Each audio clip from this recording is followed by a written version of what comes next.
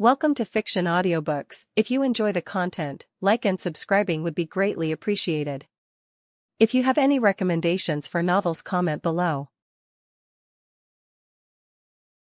Please join my Patreon at https://www.patreon.com/fictionaudiobook. Chapter 113, Sudden Trouble. Wig Guy, Gintoki. What's going on here? Katsura, now completely tied up and dragged into a dark underground cell, was totally confused. Curly-haired guy, nothing serious. Someone just reported your behavior as suspicious. This is just a routine check. Don't worry, it's fine. After sending the message, Gintoki pulled open the blinds in front of him. From his spot, he could clearly see Katsura's face through the window. But from Katsura's side, it just looked like a solid dark wall. Wig Guy, oh, I see, so that's what's happening. Curly-haired guy, yep, we're just going through the motions. I already told the Hayaka girls you're a close friend of mine. Since it's me vouching for you, they'll clear your name soon. Trust me. Wig Guy, Gintoki. We'll always be close friends. Right after he sent that message, two Hayaka members suddenly tied him to a giant wooden spinning wheel. One of them pulled the lever, and the wheel started turning slowly. Katsura felt something was off. He quickly asked in the group chat, Gintoki, are they going to torture me? Soul Society's villain. Dojin artist, why would you even think that? Skirt-flipping maniac, what the heck is happening? Wig Guy, these girls are treating me like a washing machine. My head's spinning. Gintoki, are you sure this is okay? Curly-haired guy, it's just a spin cycle, calm down. Sakata Gintoki pressed the green button in front of him. The Hayaka members, now signaled, began the next round. Wig Guy, wait, why are they putting a funnel in my mouth? Curly-haired guy, don't worry, it's standard procedure. No need to freak out. I've already been in touch with the Hayaka management here. That's what he said, but the Hayaka leader, Tsukuyo, was actually standing right beside him. She looked a little uneasy and asked, do we really have to go this far? Of course, Gintoki stared at Katsura and answered without hesitation. When it comes to idiots like him, the only way is to teach them a hard lesson. It's all for Lord Aizen. For Lord Aizen, huh? If that's the case, then it can't be helped. Tsukuyo immediately went silent, her face slowly returning to calm. While the two were talking, a Hayaka member carrying a brass basin walked up to Katsura. Floating on the surface of the basin was a bright red layer of chili oil. Splash. The whole basin of spicy water was poured straight into Katsura's throat through the funnel in his mouth. Wig Guy, no. MMMPH. His eyes flew wide open, and his face quickly turned bright red, then shifted to a purplish blue. The intense burning hit his brain so hard that his body's reflexes kicked in. His eyes rolled back, and he passed out. Curly-haired guy, whoa, he's already out cold. Skirt-flipping maniac, his eyes rolled back, of course he's knocked out. Dojin artist, how much chili water did they pour into him? His clothes are soaked red, lol. Machete girl, poor guy. A Megakure Village's angel, yeah, that's rough, but honestly, he brought it on himself. He had the nerve to badmouth Aizen-san and even planned to give him that kind of drug. And as if that wasn't enough, he tried to sneak in a man. That's way over the line for Konan to ignore. Scarlet Lotus Fairy, he got what he deserved. Soul Society's villain, got what he deserved. Anohana narrowed her eyes, feeling like something was off. Normally, someone would have had to report Katsura for something like this to happen, so how did he bring it on himself? And looking at how the others reacted, people who usually act friendly didn't seem to care at all. No, more like they were expecting this. What's going on here? Dojin artist, ahem. Doesn't Flower Sis think this guy is super annoying? Giving him a taste of his own medicine seems fair. I totally support it, hands down. Skirt-flipping maniac, same here. Soul Society's villain, so no one actually reported him. Curly-haired guy set him up on purpose. Curly-haired guy, set up sounds kind of harsh. Let's call it a much-needed lesson for our dumb friend in the wig. Honestly, I've wanted to do this for a long time. Gintoki felt totally refreshed, like his soul had been cleansed. Soul Society's villain, a lesson. Anohana looked a little stunned. A deep lesson means pouring chili water down someone's throat. Are you sure you're comrades and not mortal enemies? Even enemies wouldn't go this far, right? Dojin artist, seriously, Wig Guy's been begging for it. It's for his own good. Eriri thought just based on the garbage he was saying earlier, Aizen-san not kicking him out was already being super nice. That idiot always fails to read the room and just runs his mouth. Sigh. She let out a sigh and pushed open the door to the nurse's office. You're finally here. Kasumigakaka Yutaha was already waiting in the room, arms crossed, looking annoyed. You're the one who set the time, and then you show up late. Blame our literature teacher for going overtime, Eriri shrugged. Forget it. Just get to the point, Kasumigakaka waved it off. Why did you ask me to come here? Eriri was quiet for a moment, then said, I heard you quit the game club too. Kasumigakaka paused and frowned slightly. Yeah. What, you think you've got another shot now? For the last time, I don't have any feelings for Aki anymore, Eriri looked her straight in the eyes. I asked you to come here because I want to. Bzzz, bzzz, bzzz. Before she could finish, a loud buzzing noise cut her off. Eriri and Kasumigakaka were both stunned. They turned toward the sound coming from outside the infirmary window. In the distance, the sky churned with thick black clouds. But if you looked closer, you'd see it wasn't clouds at all, but massive, pitch-black insects with terrifying appearances. Like a black wave, they surged toward the entire Chiyoda district. Chapter 114, Invasion of the Swarm. Dojin artist, the thing we were worried about still happened. Image. Scarlet Lotus Fairy, wait, has that mutated creature outbreak on Eriri's side already reached the point where they're swarming into human cities? Skirt-flipping maniac, are those bugs? Satan Ruko knew that Eriri's world had been undergoing spiritual revival, where animals were mutating far beyond normal. But even so, the sight of those massive, black insects in the photo still left her shaken. They looked like a mix of locusts and beetles, their heads and legs resembled locusts, but their bodies were covered in thick black shells. Each was the size of a calf, and their mouthparts looked like two sharp, icy saw blades. Dojin artist, yeah. They landed near 6th Street, and now they're already close to our school. Chaos. Right now, Toyogaseki Private Academy had completely fallen into panic. Faced with the swarm, the teachers and students were like headless chickens, running around wildly, screaming, trying desperately to escape. Cries and shouts echoed through the air. Stay close, Eriri. Even Kasumigakaka had lost her usual sarcastic tone and spoke with a serious look. Let's go find Senpai and meet up with him. Okay. Eriri nodded slightly after glancing at the terrifying bugs flying outside the window. Even if they couldn't be a couple, they were still friends. She didn't want to see Aki Tamoya in danger. Machete girl, so doesn't that mean Miss Eriri's in serious danger right now? Dojin artist, not really. I can still protect myself. Plus, these bugs don't seem that interested in attacking people. It's weird, they're mostly just flying around in the air. This is an actor, maybe they have another reason for invading the city. Skirt-flipping maniac, no way. Are you saying, these bugs are smart? This is an actor, not necessarily smart. It could just be instinct, like how locusts migrate or ants build nests. Those are just natural behaviors. Soul Society's villain, instinct, huh? The group leader's guess makes sense, but with mutated creatures like this, who can really say what their instincts or habits are? This is an actor, right? Any real scientific conclusion takes time to study and observe. Curly-haired guy, more than that, I want to know what Eriri's local government is doing. Something this big happens and there's no warning. Dojin artist, no clue. No one at our school told us anything. Megakure Village's angel, Eriri-chan, maybe you should start a live stream. That way if something dangerous happens, people can help you right away. System message, Dojin artist has started a live stream. System message, Megakure Village's angel, this is an actor, Soul Society's villain, and 6 other members have joined the stream. The camera turned on, and Eriri appeared on screen with her signature blonde twin tails. Her pretty face looked calm, and she didn't seem to be hurt at all. She gave a small wave to the screen as a greeting.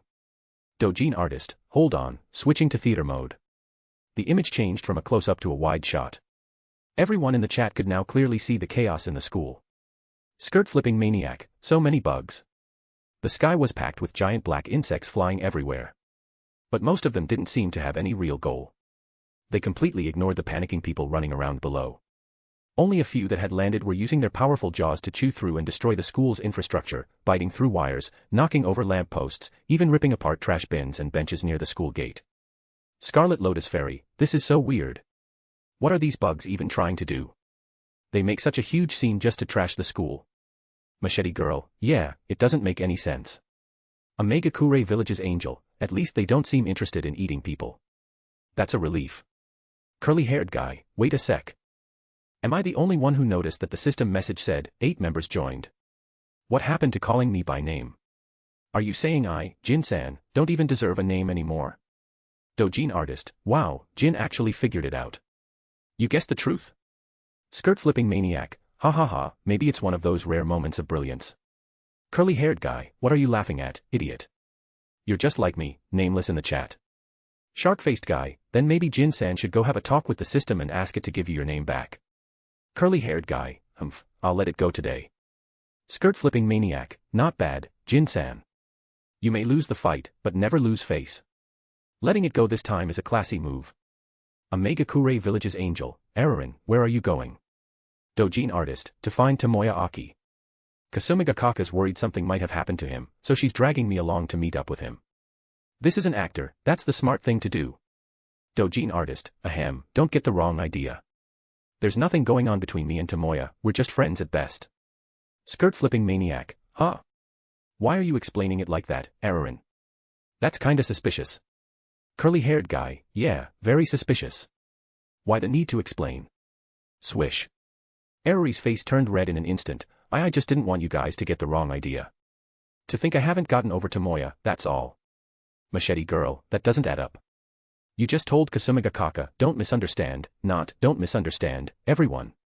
Skirt-flipping maniac, ha ha ha, Kodonoha caught the weak spot. Eriri, you still gonna keep denying it? Dojin artist, shut up. It's not what you think. Curly-haired guy, what do we think, huh? Say it out loud. Dojin artist, damn it. Those bugs don't even hurt people, so why am I worried about that guy Tamoya? There's no reason to be. Skirt-flipping maniac, nice try changing the subject, Eriri. That was quick. This is an actor, I don't think they can't hurt people. I think they just haven't broken some kind of balance yet. Balance. Eriri froze for a second and was about to ask what he meant, when suddenly, bang bang bang, a series of gunshots rang out from outside the school. Chapter 115, Tamoya Aki, obsessed with games. Curly-haired guy, what's going on? Skirt-flipping maniac, probably the military stepping in. Dojin artist, it's the self-defense forces. Didn't expect them to show up this fast. Eriri looked toward the hallway window, and the scene on the screen switched. Dozens of soldiers in combat gear were firing wildly at the swarm of bugs with submachine guns. Pew pew pew. Under the rain of bullets, the black giant insects burst open with splashes of dark green goo, dropping one after another from the air. Machete girl, there are so many of them, they won't be able to kill them all this way. Scarlet Lotus Fairy, still, the scene looks pretty intense. Curly-haired guy, yeah, feels like a blockbuster movie. Maybe I'll go buy some popcorn. Skirt-flipping maniac, so really, you just want popcorn, huh? Dojin artist, Gintoki. This is actual combat we're talking about. And you're treating it like a movie. Rude. If you're gonna act like that, at least get me some butter popcorn too. Skirt-flipping maniac, uffed. Machete girl, Miss Eriri, that twist was so fast I nearly pulled my back.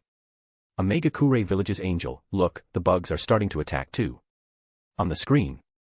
The bugs that had been circling in the sky suddenly seemed to get some kind of signal. They began diving at the self-defense forces soldiers in large swarms. This is an actor, looks like the balance has been broken. Soul Society's bad boy, was it the military's attack that caused it? Curly-haired guy, of course it was. Classic case of bringing trouble on yourself. There's no way that small group can hold off bugs coming from all directions. Megakure Village's angel, so, Eriri, what now? Are you going to help them? Dojin artist, no way. I'm not gonna stick my neck out like that. Besides, I'm sure more reinforcements will show up soon. Crash. Just as she sent the message, the glass window in front of her suddenly shattered. Kasumi Gakaka Yutaha, flames burning around her, dashed straight for the school gate. Skirt-flipping maniac, wow. Curly-haired guy, whoa, Kasumi Gakaka just charged in head first. So reckless. Are all light novel writers secretly burning with justice inside? This is an actor, I think it's more than just a sense of justice. Look at the northeast corner of the school courtyard. Northeast corner. Eriri paused, then followed Aizen's direction with her eyes. There she saw a familiar figure with black hair, sneaking toward the school building, crouched low. Megakure Village's angel, is that Tamoya Aki? Is he trying to come back to the school? Curly-haired guy, are you crazy? You want to go back to school now?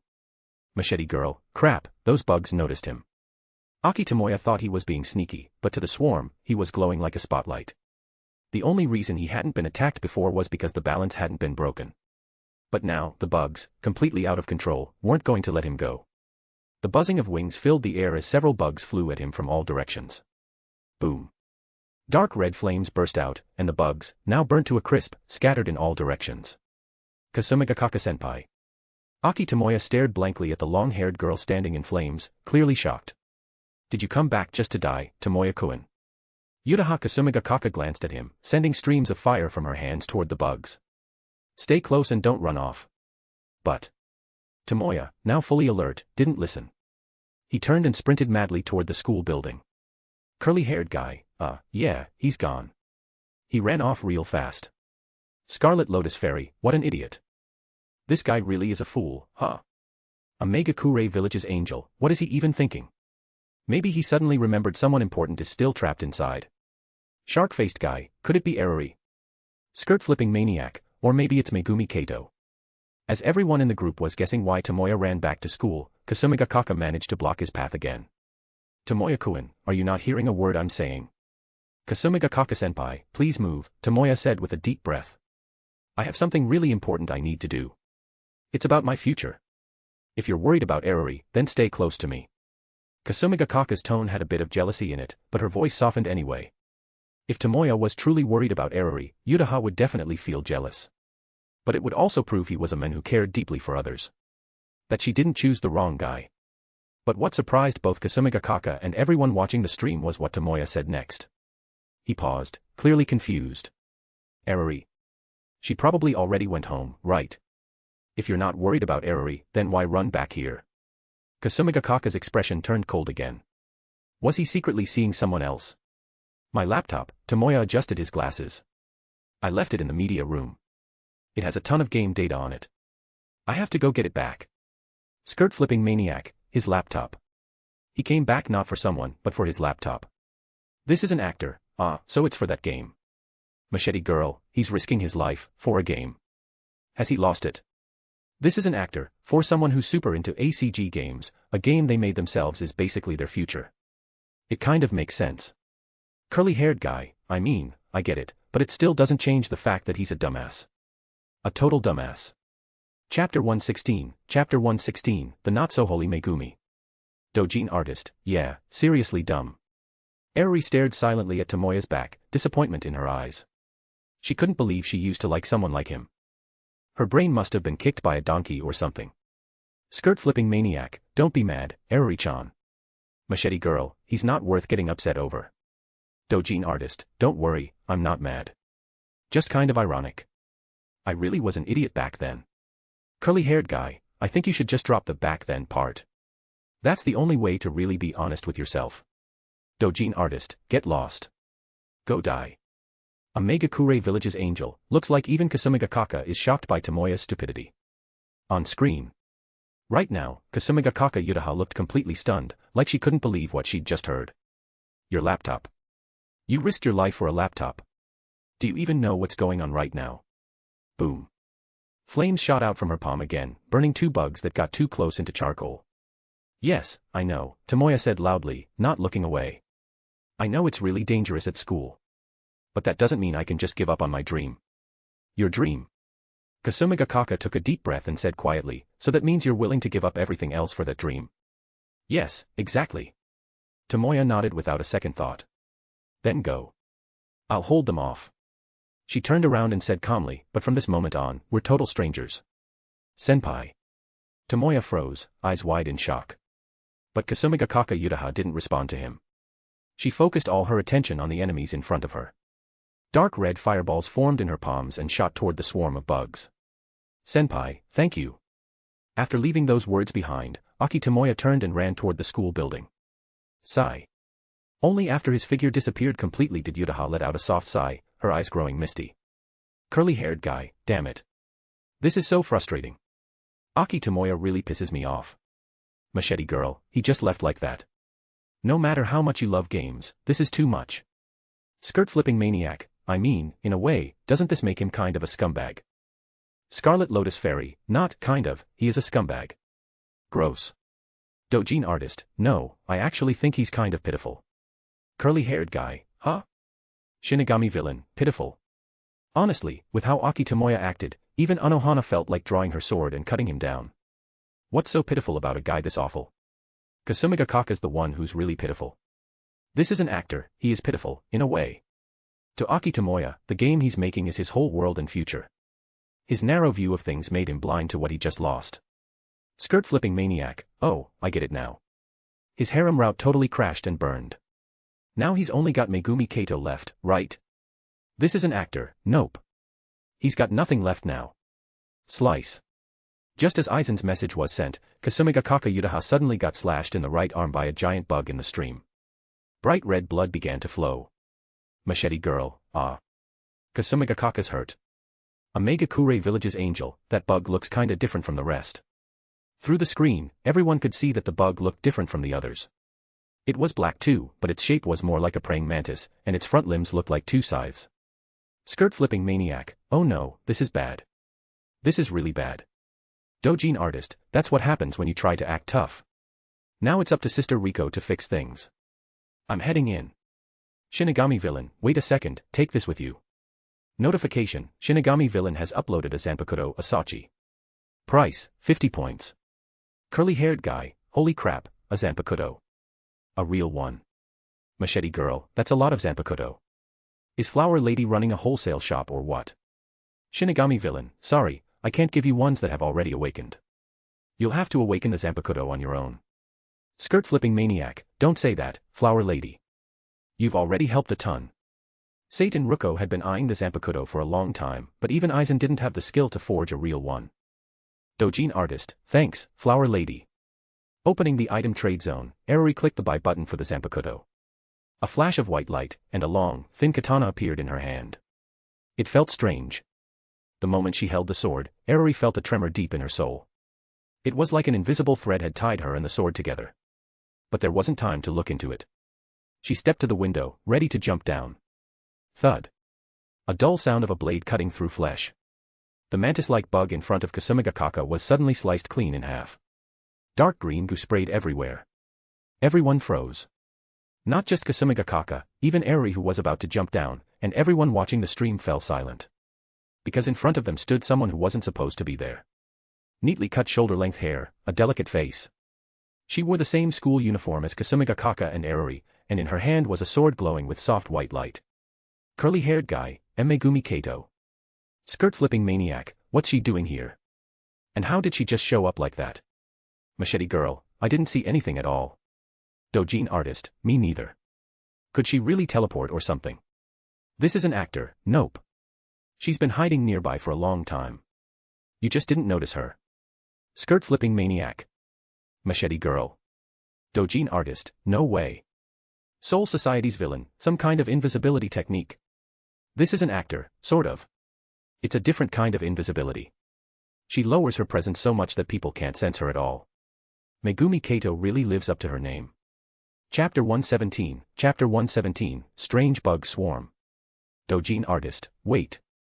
Isn't that just a way of saying Kato has such a weak presence no one notices her? That's not something to praise. Skirt-flipping maniac, I thought it was some kind of awakened power, but turns out she's just, sadly unnoticeable. A Megakure Village's angel, being this unnoticeable might as well be a power.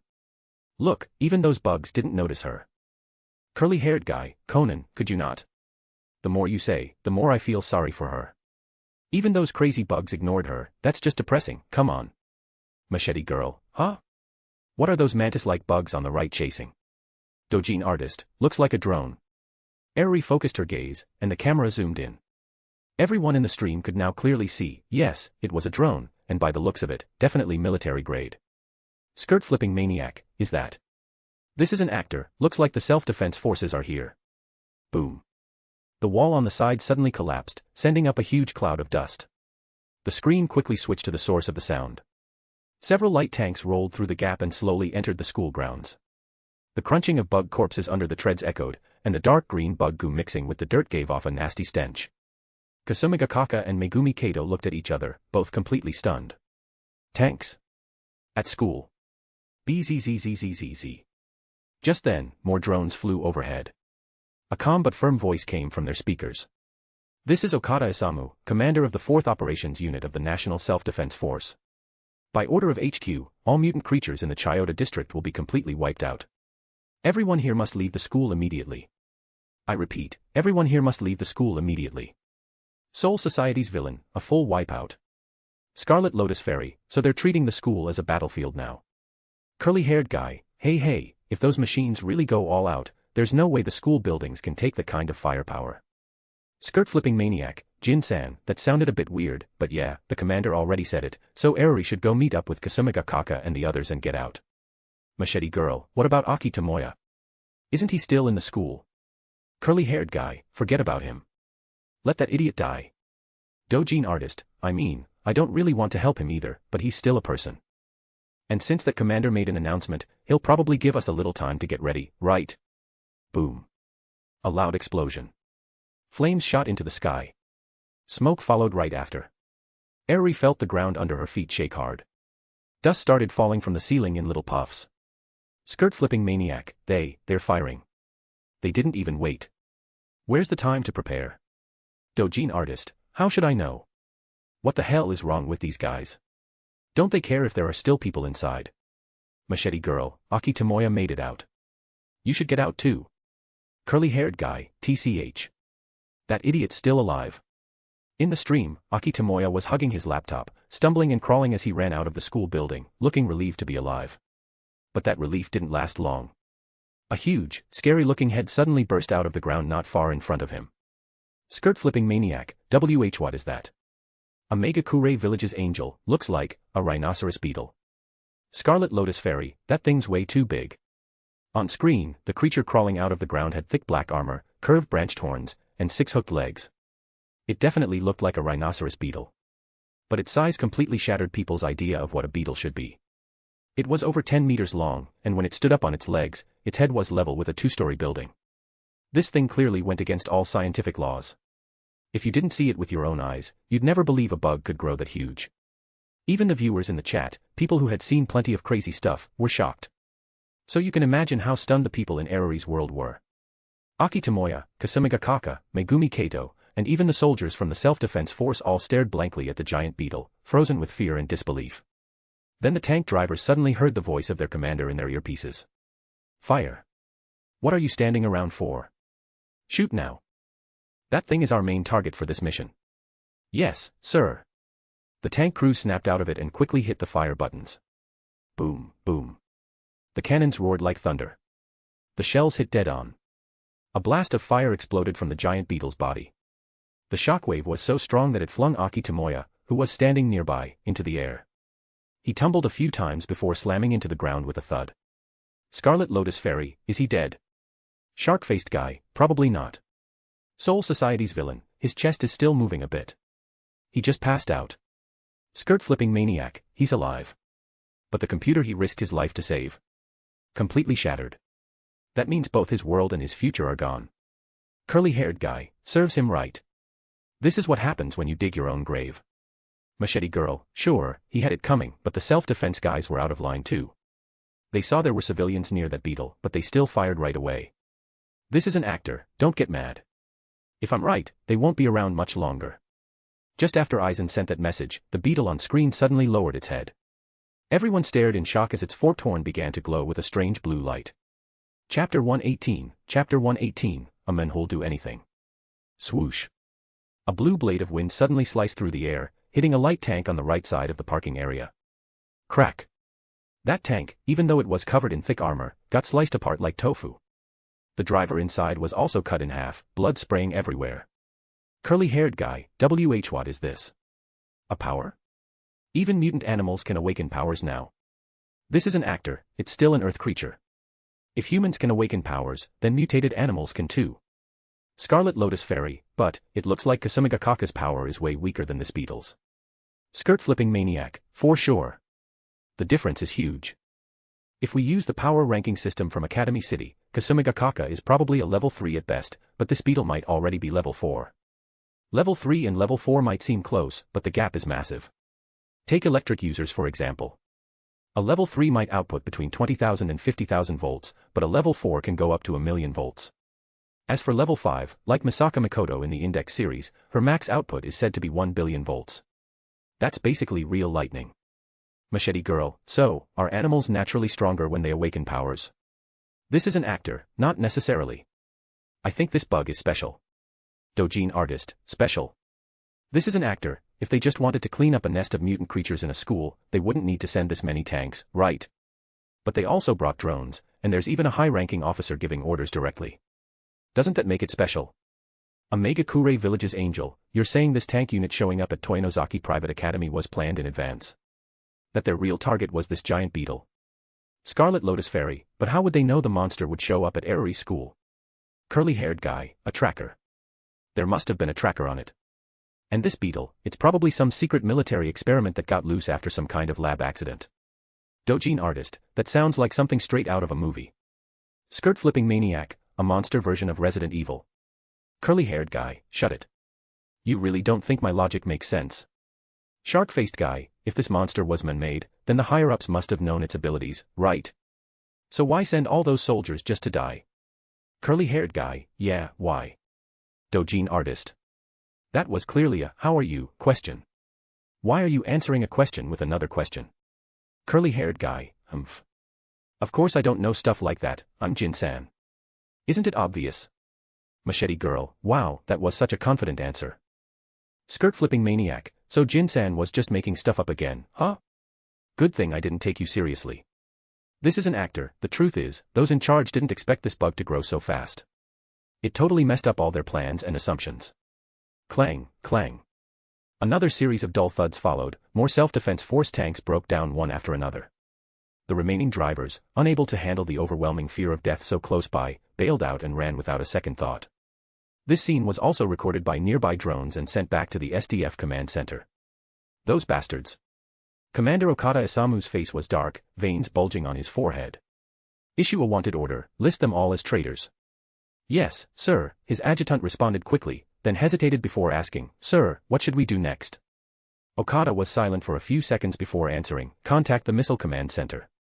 We'll use full firepower to wipe the place out. But the adjutant looked uneasy. Because the footage from the drone clearly showed that there were still some students alive inside the school. If they started bombing now, those students would definitely die. Ryohei, I know what you're thinking, Okada said, glancing at him. But as soldiers, our duty is to follow orders. That's our number one rule. If we don't handle this properly, you know what will happen to us, don't you? Yes, sir, the adjutant nodded. He had been there when the Prime Minister gave the mission, so he knew exactly how serious this was. If anything went wrong, their whole department probably wouldn't make it out alive. Good. Glad we're on the same page, Okada said with satisfaction, turning his eyes to the large screen nearby. Besides, even if we don't bomb the place, do you think those students can survive? On the screen, the giant beetle's attention had clearly shifted toward Kasumigakaka and Megumi Kato. The two girls looked shocked and confused. In truth, what caught the beetle's attention wasn't them, it was a drone. But just as that drone flew in front of them, it suddenly exploded into pieces. It was clearly a planned setup. Someone had led the danger right to them on purpose, trying to get them killed. But Kasumigakaka and Kato had no idea what they had done wrong. Why would the self-defense force, who was supposed to protect people, go this far to get them killed? Unfortunately, they might not get the chance to find out the answer. Buzz. A flash of blue light appeared again. Sharp blades of wind howled through the air, flying straight toward the two girls. It was over. Both Kasumigakaka and Kato instinctively shut their eyes. It was a natural human reaction when facing certain death. In that moment, they could almost see their own bodies torn apart. Then. Clang. The sound of metal striking echoed. Kasumigakaka opened her eyes without thinking. What she saw was a small figure wrapped in a cloak. Yo. It's only been a few minutes, and you already look this beat up. Chapter 119, a power that breaks common sense. She froze. Kasumigakaka Yutaha was completely stunned, her face full of disbelief. Even though the person in front of her was covered from head to toe, she still recognized her. You. Eri. Sho. The girl gently pressed a finger against Yutaha's lips. My contractor, revealing the answer too early just ruins the fun. Contractor? Yutaha's eyes widened. She stared at Eriri with shock. What the hell? Contractor? What's that supposed to mean? Buzz. Right then, another wind blade shot straight at them. Watch out. Kasumigakaka and Kato shouted at the same time. But Eriri didn't dodge. She just turned slightly, raised her pale hand, and slowly opened her palm toward the incoming blade. Snap. The blue wind blade broke down into clean particles of wind and vanished into the air. Stunned. Both Uchiha Kasumigakaka and Megumi Kato were frozen in place, mouths wide open as if someone could stuff a large duck egg in. They weren't the only ones with that expression. Even General Okada Isamu and his aide back at the 4th Combat Division had the same look on their faces. These two top military officials stared at the screen like they were seeing a monster. The wind blade that sliced through a tank's armor looked as weak as a cracker in this cloaked figure's hand. Was this really power a human could have? Naughty bug. Eriri's lips curled into a small smirk under the cloak. She spoke in a deliberately raspy voice. You need to be punished. As soon as the words left her mouth, she suddenly vanished. Whoosh. A flash of silver. The beetle's antlers flew into the air, dark green liquid spraying everywhere. HSSSS. The giant stag beetle let out a sharp, painful screech, and the surrounding swarm of bugs dove straight toward Eriri like they'd gone mad. TCH, trying to gang up on me. How stupid. Clicking her tongue, Eriri raised her right hand toward the swarm and whispered, Heido 63, Raikoho. Boom. A deafening explosion erupted, golden lightning filling the sky. Moments later, the light faded, and the smoke cleared. In front of Eriri, the ground now held a massive crater more than 20 meters wide. Bug corpses were scattered everywhere, some missing heads, others cut in half, and some reduced to broken limbs that barely showed what they used to be. They didn't run from me. Eriri turned her head to see the huge stag beetle staring at her with eyes full of determination and rage, almost human emotions. So you want to fight to the death, huh? Impressive. HSSS. It hissed in response. Head down, the beetle charged at Eriri like a speeding train. The ground shook with loud rumbles, and clouds of dust rose behind it. What a shame.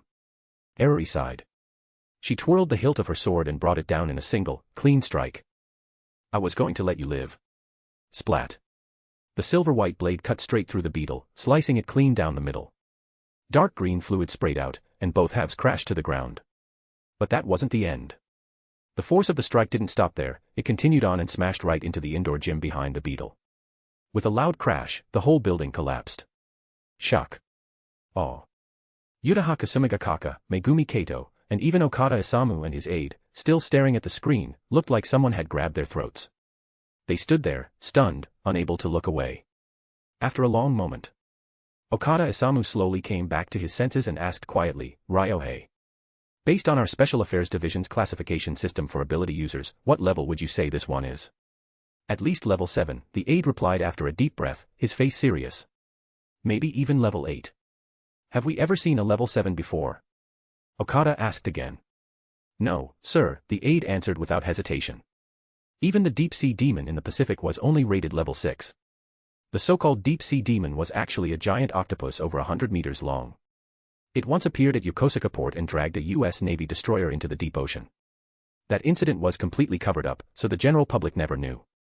But top military officials like them knew all about it, and had even watched the footage. So this person might be stronger than the deep-sea demon. Okada narrowed his eyes, deep in thought. Can humans really reach that level? And everything about this person, the way they speak, the way they act, it's all so old-fashioned. And what's with that contractor thing? Huh, so this is what mankind can make these days. A raspy voice suddenly rang out, interrupting Okada Isamu's thoughts. He looked up and saw a cloaked figure on the screen holding a drone, examining it as if admiring a piece of art. There was a moment of silence. Okada Isamu slowly spoke, his tone slightly respectful. Who exactly are you? I was awakened by these two contractors. You may call me the god of death, the cloaked figure said hoarsely, as if already aware that this human-made device could transmit sound. God of death. Okada Isamu and his adjutant glanced at each other in confusion. Was this person being arrogant, or did that name have some deeper meaning? And what did he mean by awakened? Could there have been others like him a long time ago? The two high-ranking officers were completely lost in thought, and Kasumigakaka Uchiha and Megumi Kato looked just as confused. God of death. What is even happening anymore? What kind of show is Eriri putting on this time? Chapter 120, no more pretending, time to reveal everything. Dojin Artist has ended the live stream. Viewers, 8, duration, 20 minutes. Total points earned, 160. Dojin Artist, phew, all done. How was my acting? Machete Girl, amazing. Curly-haired guy, humph, that was all thanks to the script I wrote. Dojin Artist, don't kid yourself. All you did was suggest the contractor idea. The full script was put together by Anzen and Konan. Skirt-flipping maniac, you totally tricked those two military guys. They really bought the whole ancient god of death from the underworld thing. Scarlet Lotus Fairy, not only that, they're even planning to report it to the Prime Minister. No idea if he'll actually believe it. A Megakure Village's angel, I think he probably will. Eriri's power is so far beyond what exists in that world. At this point, even if they don't want to believe it, they'll have to. Skirt-flipping maniac, yeah, unless he wants to lose his head, he'll have no choice but to believe it. Dojin artist, I've come to realize something, every high-up in this country is a coward. They go all out against normal students and citizens, but as soon as they face someone powerful, they just suck up. It's pathetic. This is an actor, that's typical island nation behavior. The leaders in my world's version of this country are the same. They're pros at bowing and apologizing. Doesn't matter what they did wrong, as long as they bow, it's all good. Scarlet Lotus Fairy, they care about petty things but ignore the bigger picture. This is an actor, exactly. Well said, macho. Dojin artist, I've already talked it over with Kasumiga Kaka and Megumi. They both support the idea of creating our own group of people with special powers. Skirt-flipping maniac, then the next step is to build up our reputation and gradually take control of the supernatural world. Just let me know when it's time to play the villain. Dojin artist, ha ha ha, Ruko, you're already getting excited. Can't wait to be the bad guy boss. Skirt-flipping maniac, because it sounds fun. Soul Society's villain, you guys are seriously pros at this. Anohana Retsu let out a sigh, she was genuinely impressed by how these chat group members operated. First, they built up a righteous image in their own world, then had others play the villains for a massive, world-shaking battle. This not only made their image even more solid but also skyrocketed their influence. At that point, taking over the world would be easy. They'd fully complete the journey from pretend god to real god. Every move was perfectly planned and connected. If she hadn't seen the behind-the-scenes discussion in the group chat, there's no way she'd have guessed this whole thing was an act. A Megakure Village's angel, all thanks to Aizen's great guidance. Konan's comment clearly had a deeper meaning, this kind of elaborate, scripted performance, all started with Aizen. The group leader and the other veterans in the chat had picked up this love for acting from him. Although Anohana didn't catch the hidden meaning, she still agreed with Konan, the group leader really was impressive. After all, Eriri's storyline was custom-made by this leader, allowing her to act freely while still staying true to her own personality. So when it came to writing, planning, and directing, Anohana didn't think he was any worse than Aizen from the Soul Society, in fact, he might even be better. Curly-haired guy, of course. You think just anyone can be our group leader? Dojin artist, Flower Sis is only seeing the surface right now. Skirt-flipping maniac, yeah, you haven't really seen what Aizen-san is capable of. He's way more amazing than you think. Soul Society's villain, after hearing all this, I'm actually getting kind of excited. This wasn't just flattery, Anohana was genuinely curious about this mysterious group leader.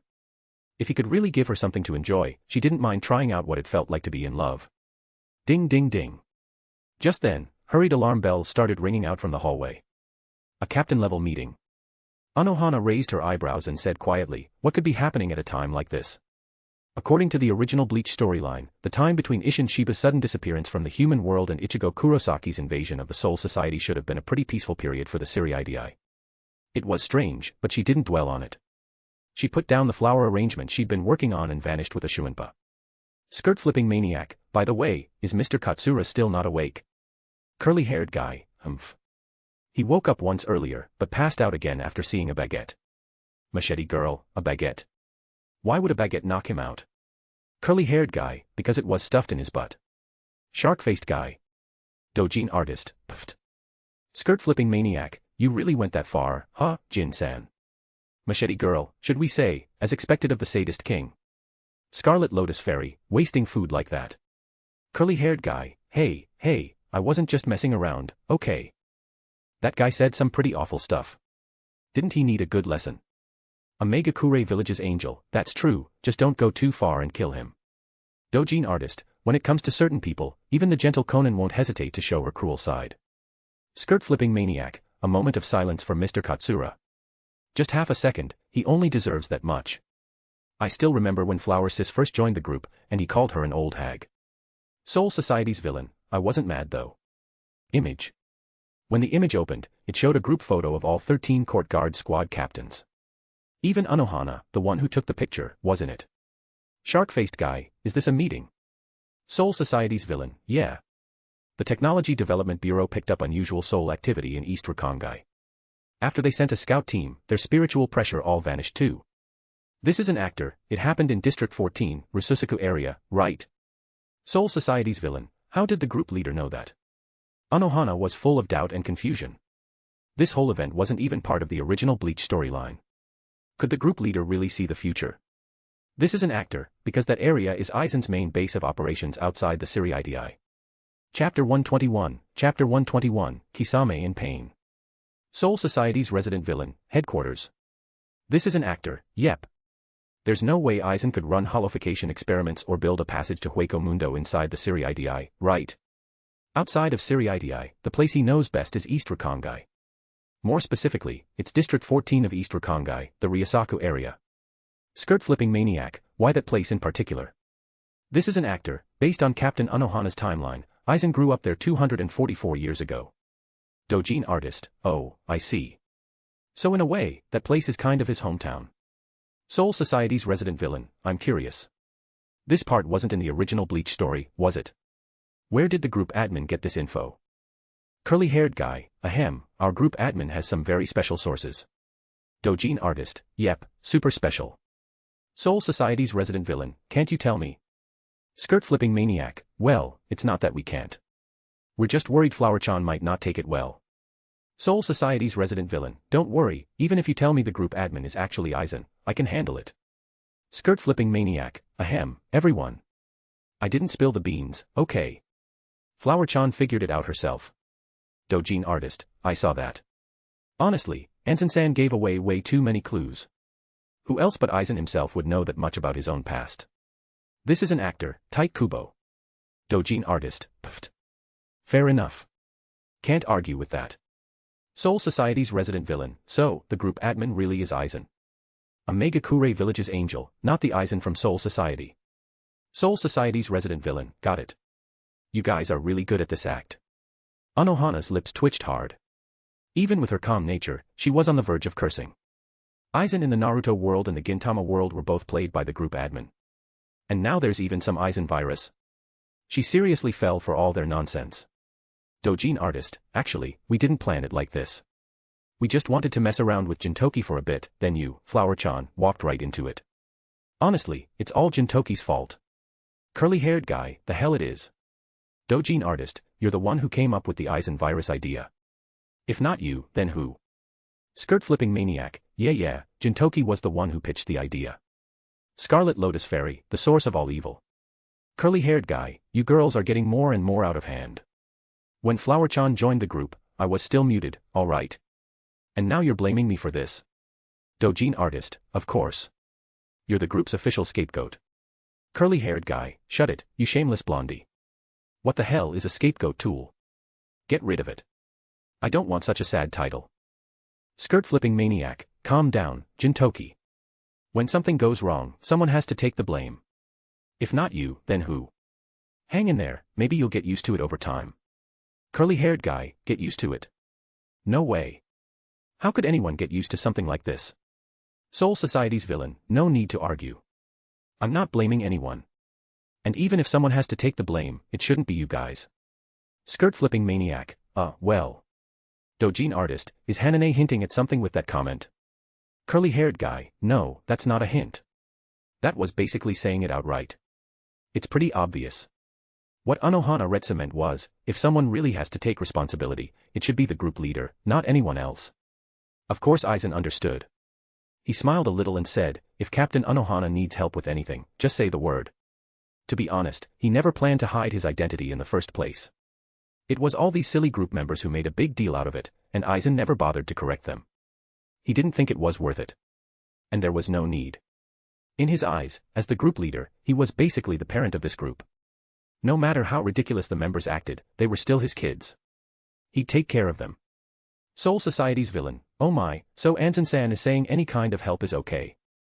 What if the thing I want is you? Skirt-flipping maniac, puffed. Curly-haired guy, whoa, that's a bold thing to say. Doujin artist, wait, are you really that kind of Hanane? Soul Society's villain, that kind. Doujin artist, I mean, isn't this way too fast? Shouldn't you at least spend some time together first? Soul Society's villain, no need for all that. I can already tell Anson-san is a perfect fit. Seriously, just perfect. Dojin artist, why are you saying it like it's a done deal? What if things don't go the way you think? You might regret it forever. Soul Society's villain, regret it forever. I just want Aizen-san to come work for our squad when they have time. How is that something to regret forever? Dojin artist, Jay, join your squad. Eriri froze on the spot, looking shocked. Soul Society's villain, yep. Whether it's for handling the world missions or taking down Aizen, I think it'd be better if Aizen-san came to the Soul Society to help plan things directly. So why not just join my squad? Dojin artist, well. Skirt-flipping maniac, what exactly are you imagining that made you so against it? Curly-haired guy, why yeah. What are you thinking, Eriri-sensei? You're scaring us. Dojin artist, scaring your sister. You two were totally thinking the same thing as me earlier. Don't play dumb now, idiots. Skirt-flipping maniac, ahem, I have no idea what you're talking about. Curly-haired guy, me neither. Not a clue, I swear. Machete girl, okay, drop the act. You two obviously know. Omega-kure Village's angel, I think Hanane's idea is great. I want to see the Soul Society with my own eyes too. This is an actor, sure, but I need to finish all my plans in the Naruto world first. Omega-kure Village's angel, yeah. Then we'll go together. Shark-faced guy, what about me? This is an actor, Kisame, I think someone needs to stay behind in the Naruto world. Omega-kure Village's angel, I agree. Shark-faced guy. Are you two seriously doing this? Don't you feel even a little bit guilty? Chapter 122, Strange Silence. This is an actor, Conscience. Shark-faced guy, alright, you don't need to say anything more. Kisame already gets it, this guy doesn't have a conscience at all. He's the textbook definition of a cold-hearted boss. He runs off to other worlds with a girl while leaving a poor worker like Kisame stuck alone in the Naruto world. That's just insane. Omega-kure Village's angel, Kisame-san, did he get so mad that he logged off? Dojin artist, logged off from rage. That's way too real. Scarlet Lotus Fairy, he probably wants to go explore too. Can't blame him. But honestly, someone has to stay and guard the main base of our group. Machete girl, the main base of our group. Scarlet Lotus Fairy, yeah. Once Nkuen finishes his setup, the Naruto world will be a safe haven for all of us. Don't you guys think so too? Skirt-flipping maniac, that's true.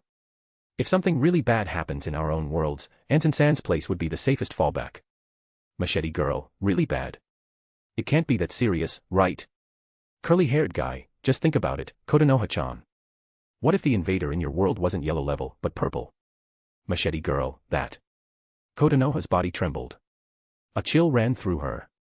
According to the danger levels of invaders, yellow is just level 2, mild threat. But purple is level 5, a full-on disaster. That's enough to destroy a whole world. If this cursed ghost really was a level 5 invader, she might not even get the chance to call for help in the chat. She'd be wiped out along with her world in an instant. Dojin artist, don't scare her. It's not like purple-level invaders pop up all the time. That kind of thing is top tier even across countless worlds. This is an actor, yeah, purple-level invaders are the top of the line across many worlds. But not every purple-level invader is the strongest in all those worlds. It depends on each world's capacity. Soul Society's villain, capacity. Skirt-flipping maniac, what do you mean? This is an actor, different worlds have different power levels. So their capacity is different too. Take a mythical world versus an everyday slice-of-life world. In a myth world, gods can go all out fighting. But in a normal world, even a look from a god could blow everything to dust. Soul Society's villain, got it. So a god-level invader might be level 5 purple in an ordinary world, but maybe not even level 2 yellow in a myth world. This is an actor, as expected of Captain Anohana. You understood that perfectly. Soul Society's villain, you don't have to call me captain in the group leader. This is an actor, alright then, Miss Anohana. Soul Society's villain, just Anohana is fine.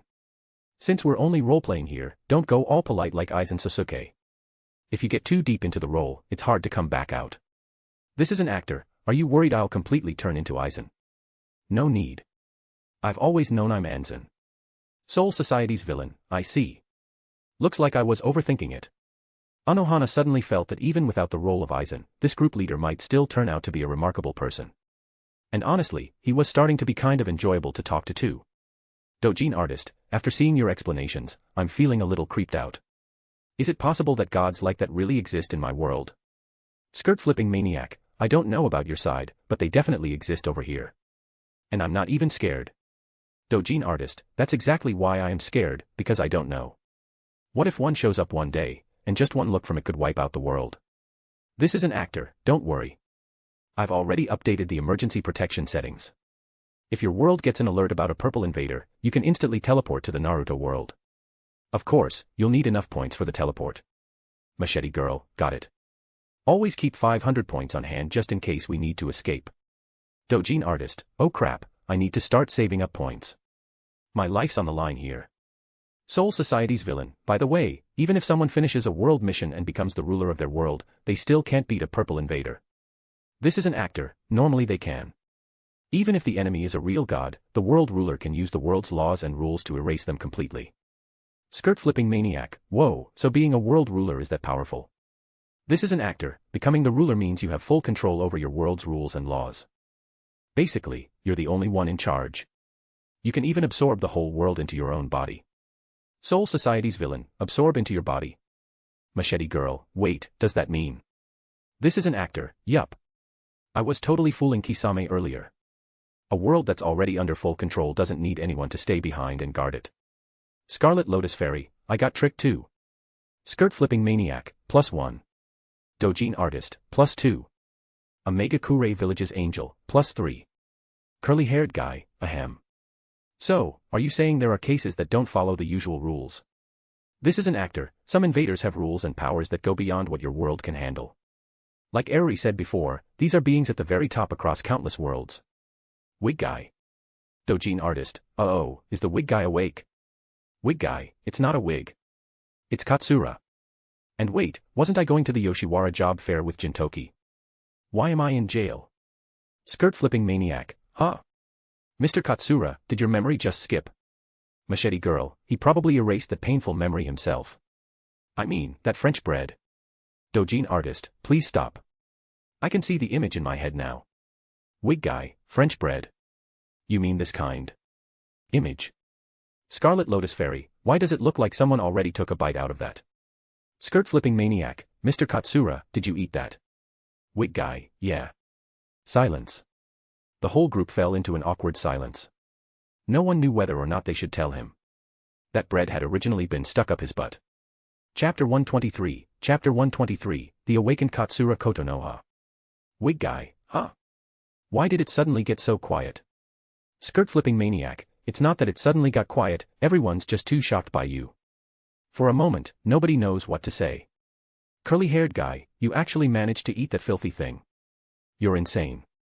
Dojin artist, didn't you notice something weird about the taste of the bread? Weird. Katsura Kotonoha took another bite of the baguette in his hand and slowly chewed. It does feel a little less soft than usual.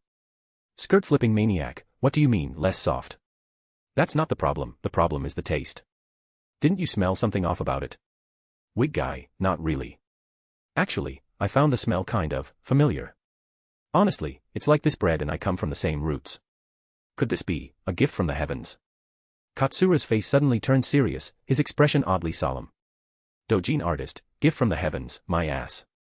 Soul Society's villain. Anohana Retsu didn't know what to say anymore. She was starting to doubt everything she thought she knew about humans. Is someone this dumb really a human? Curly-haired guy, well, I can't argue with that. His poop and his brain definitely come from the same source, both completely useless. Wig guy, Gintoki. You still haven't answered my question. Why am I in this cell? Curly-haired guy, of course there's a reason. Eri-chan, you tell him. Dojin artist. Eriri was instantly thrown off. How the hell would she know? This idiot didn't even make up a reason and just threw her under the bus. Skirt-flipping maniac, maybe, because of the bread. Wig guy, bread. Curly-haired guy, yeah, the bread. I can't believe you've sunk so low, stealing someone's bread like a madman. I really misjudged you, wig boy. Wig guy, no way. That was a gift from the heavens. Besides, I'm a proud samurai, why would I ever steal bread? Even jokes need limits. Scarlet Lotus Fairy, then where do you think that bread in your hand came from? Wig guy, I can't remember at all. Every time I try to think about the bread, my head starts to hurt. Skirt-flipping maniac, it traumatized him. Curly-haired guy, of course it did. That bread holds the mark of your crime, wig boy. Take some damn responsibility. Wig guy, did I really do something so shameful that it defiles the way of the samurai? No. How do I even atone for a sin like this? Expression, evil grin. Doujin artist, what's with that evil grin? You're supposed to be thinking about how to make up for what you did, but you look like a damn villain. Who are you even trying to act like? Wig guy, Aizen Sōsuke. This is an actor, that's probably the worst slander Aizen's ever gotten. Skirt-flipping maniac, ha ha ha ha ha. I can't take it anymore, I'm dying from laughter. My own roast is the deadliest. Curly-haired guy, if you're trying to make up for your sins, can you at least put down that bread first? Stop stuffing your face, you jerk. I'm gonna puke, Jin-san, I'm seriously about to throw up. Bleg. Machete girl, is Kotaro Katsura seriously still eating? That's terrifying. Kotonoha's lips twitched hard. She had no idea how this version of Katsura managed to swallow bread that had her own poop on it. Just thinking about it gave her goosebumps. Phew. She took a deep breath to calm down. With her right hand gripping the blade, Kotonoha quietly followed behind Makoto Ito into an empty alleyway. Slash. In the quiet moonlit night, the dull sound of a blade cutting into flesh echoed. Dark red blood splattered inside the alley. Notice, Machete Girl has killed a level 2 intruder. Plus 200 points. Scarlet Lotus Fairy. Skirt-flipping maniac, whoa, Miss Katsura actually took out the Makoto Ito who was possessed by a demon. Machete Girl, MHM. It was pretty easy. Kotonoha looked down at Makoto Ito's body, now completely separated from his head. Her pretty, blood-stained face showed no emotion at all. Doujin artist, what about the live stream? Kotonoha-chan, you liar. Machete Girl, I didn't think it was worth streaming. It was over in just a few seconds. Photo. Skirt-flipping maniac, this looks like a scene from a horror movie. Doujin artist, yeah, but I gotta say, it kinda matches the original story. Makoto's just ahead now. If this had been the old Eriri, she probably would have felt sick seeing a photo like that. But now. Nothing. Not even a flicker. Honestly, she found the way he died kind of funny. Wig guy, why's the blood black? This is an actor, because he wasn't really alive to begin with. He was just an empty shell whose soul had already been eaten. Machete Girl, yeah. When he fell to the ground, he didn't even scream. It was like watching a wooden puppet. So boring. Doujin artist, boring. What do you mean boring? You're acting really weird, Kotonoha-chan. Machete Girl, HM. What's wrong? Skirt-flipping maniac, saying it's boring because the guy didn't scream, this is exactly how movie serial killers talk. Machete Girl, a serial killer? Nah. I just think he should have screamed. Like, only if he screamed would I feel satisfied. Curly-haired guy, she snapped. This girl's totally snapped. She went from shy girl to full-on sadist queen. Wig guy, personally, I prefer the shy housewife type. Doujin artist, shut the hell up. Nobody asked about your kinks. A Megakure Village's angel, there might still be other intruders nearby. Kotonoha-chan, be careful. Machete Girl, yup. Hopefully the others are a little tougher than that demon. I'm starting to find these fights kinda fun. Smiley face. Chapter 124, Chapter 124, Obito's Change. Scarlet Lotus Fairy, kinda fun. Doujin artist, oh no. Kotonoha-chan's really gone off the deep end. She's got bloodlust in her eyes. Get a grip, girl. Machete Girl, hee hee hee, I'm perfectly fine, voice message. Doujin artist, that laugh is not what fine sounds like. Skirt-flipping maniac, she's a killer. She's totally like a slasher villain from a horror movie. Face screaming in fear. Machete Girl, no way. Blushing face. Curly-haired guy, this is nuts.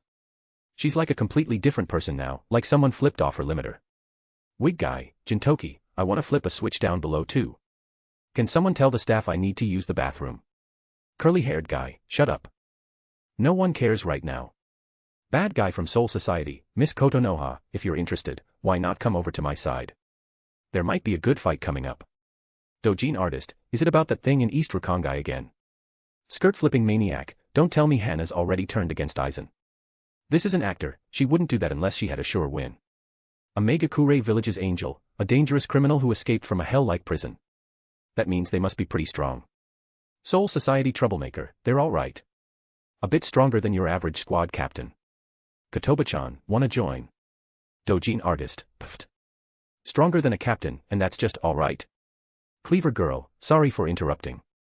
Skirt flipping maniac, I just wanna know, how far are we from captain level right now? This is an actor, not that far. If you train on your own based on your talents, maybe 10 to a few dozen years. Curly-haired guy, so basically you're saying we might as well give up training, right? Wig kid, Gintoki, I still think people should have dreams. Curly-haired guy, you've got no right to talk about dreams when you were peeing and pooping all over the prison. Just go die quietly, will you? Gentle and kind Hanane, please help guide the kids. Dojin artist, oh right, I don't think Hanane uploaded her abilities yet. Please help us, Hanane. Notice, Soul Society Troublemaker has uploaded their spiritual energy. Price, 30,000 points. Notice, Soul Society Troublemaker has uploaded their healing skill. Price, 200 points. Notice, Soul Society Troublemaker has uploaded their swordsmanship. Price, 200 points. Soul Society Troublemaker, I won't upload any more Shinigami skills, Konan already shared hers. Skirt flipping maniac, Hanane's energy has 4 zeros behind it, that's 30,000 points. Curly-haired guy, whoa, that's a pretty hopeless number. A Megakure Village's angel, you can tell how powerful Hanane is just by the price of her spiritual energy. No wonder she was the original Kenpachi.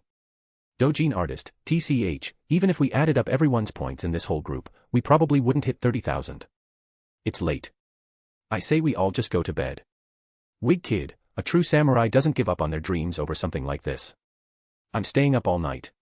Shark-faced guy, oh. Mr. Katsura has finally found his dream, huh? That's nice to hear. Dojin artist, whoa. Isn't that Kisame-san? Skirt-flipping maniac, Kisame-san, who logged off in rage. Shark-faced guy, rage. Curly-haired guy, don't play dumb. If you weren't mad, why'd you log off? We all saw through you. Shark-faced guy, come on.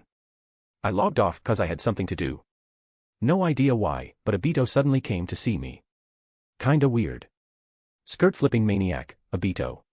What did he want from you? This is an actor, already getting impatient. That's way sooner than I expected. Dojin artist, wait, is this all part of Anrin-san's plan? Scarlet Lotus Fairy, I'm curious. This is an actor, it's actually simple. I just arranged a few small things that led him to realize Nohara Rin's soul is in my hands. Now, what would Obito do in a situation like that? Dojin artist, I get it. He'd become your accomplice. This is an actor, I think partner sounds better. Shark-faced guy, so that's how it is. But how did he know I was working with you? Even someone like Ikushi Kabuto doesn't know that, right? A Megakure Village's angel, I told him using spy bacteria. Also, when you're mad, maybe try not to pout like that, it's kinda creepy. Shark-faced guy. Kisame froze, face darkening instantly. So he had spy bacteria on him too. And seriously, Konan using spy bacteria just to watch his reactions. That's messed up. These two are devils, aren't they? This is an actor, Jin, I'm leaving things here to you. Just follow the plan I laid out earlier. Once the Harusame pirates attack, that's our moment to strike. Curly-haired guy, got it, boss. Wig guy. What are you guys talking about? Boss. Plan. Obito. Group leader, don't tell me you're. This is an actor, yep, I'm the Aizen virus you keep talking about. After sending the message, Aizen tapped the return button on the glowing screen in front of him. Buzz. A glowing portal suddenly appeared, and Aizen's body slowly disappeared into the golden light. When he showed up again, he was already back in the pure land of the Naruto world.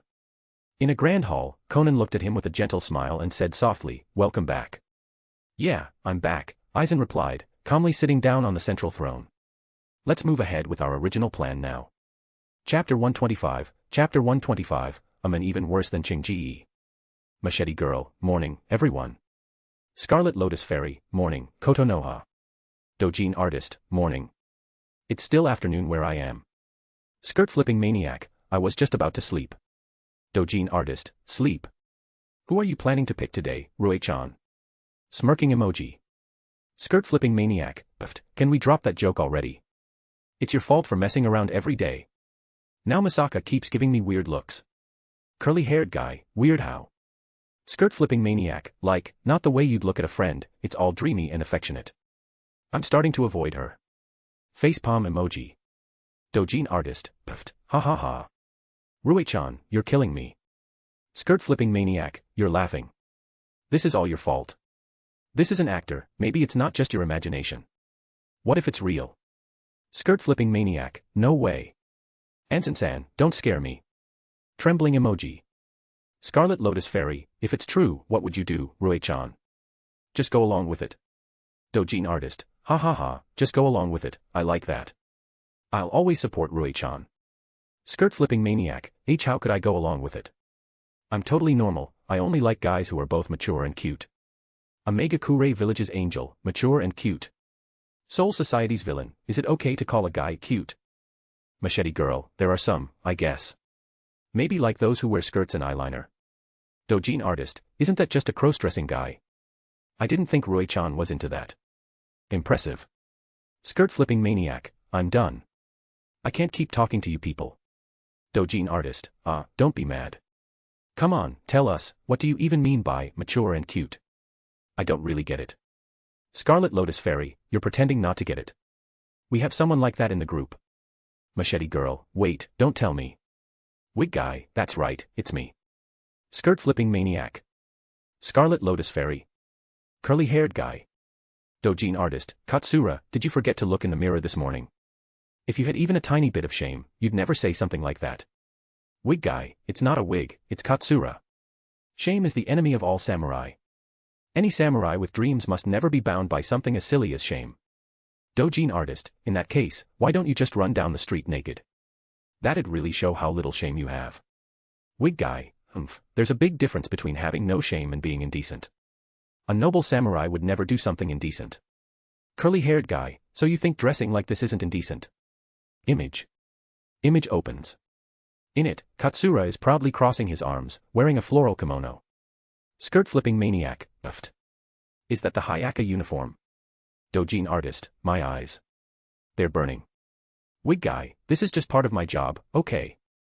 Since I've joined the Hayaka squad, isn't it normal for me to wear this uniform? Machete girl, you're a guy joining Hayaka and you're telling me this is normal. How is that normal at all? Scarlet Lotus Fairy, alright, stop arguing with him. This guy's clearly got a screw loose. Yen Yi, any updates on tracking the intruders? Machete girl, nothing at all. Haven't seen anything strange in the news, either. Dojin artist, that's weird. It's been almost 2 months now, right? Still no signs. Machete girl, 2 months. Dojin artist, what's wrong? Machete girl, based on my time, it's actually been 4 months since I killed that demon. Soul Society's resident villain, wasn't it 8 months? Skirt-flipping maniac, this time flow difference thing is pretty interesting.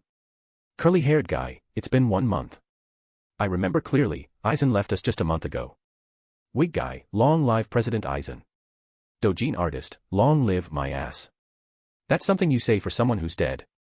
Machete girl, Anson-san's gonna hit someone if she hears that. But yeah, it's really strange. Those intruders have been way too quiet. After all this time, not even a peep. Scarlet Lotus Fairy, maybe the death of that demon made them feel threatened, so they're hiding for now. Curly-haired guy, can't rule that out. Dojin artist, even if that's the case, they're gonna show up sooner or later. Just stay alert, Yen Yi-chan. Machete girl, yeah, I know. Soul Society's resident villain, how are things going with Aizen and Konan? I'm still waiting for you guys to come help me deal with the rebellion. Emoji, smile. Scarlet Lotus Fairy, Flower-chan's rebellion still isn't over. Skirt-flipping maniac, no way, you're telling me the captains can't handle some prisoners. Soul Society's resident villain, it's not that they can't. The problem is the noble families in Soul Society are holding us back. They don't want us to launch a full assault on East Rakangai because it doesn't benefit them. This is an actor, the nobles. You mean the Tsuneyashiro family? Soul Society's resident villain, yeah. Their new head, Tsuneyashiro Tokitani, got a bunch of other top nobles to pressure Central 46. That's why we're moving so slowly. This is an actor, oh, so he's already the new head. I bet he's working with Aizen. Interesting. Curly-haired guy, who's this Tokitani guy? I don't remember him from the main Bleach story. This is an actor, he's from the novels. And trust me, the guy's a total scumbag. Skirt-flipping maniac, whoa, even Anson-san calls him that. He must be really awful. Dojin artist, worse than Makoto. This is an actor, Makoto doesn't even come close. Makoto's only trashy to the girls around him. But Tokitani? He's trash to everyone. He tortured and killed his own wife and co-workers, and even tried to create a new Soul King just to throw Soul Society into chaos. World domination. He doesn't care about that. He just wants to watch the world fall apart. No evil is too small, that's basically his motto. Megakure Village's angel, don't worry, Flower-chan. We're almost done on our end. System, Megakure Village's angel has started a live stream.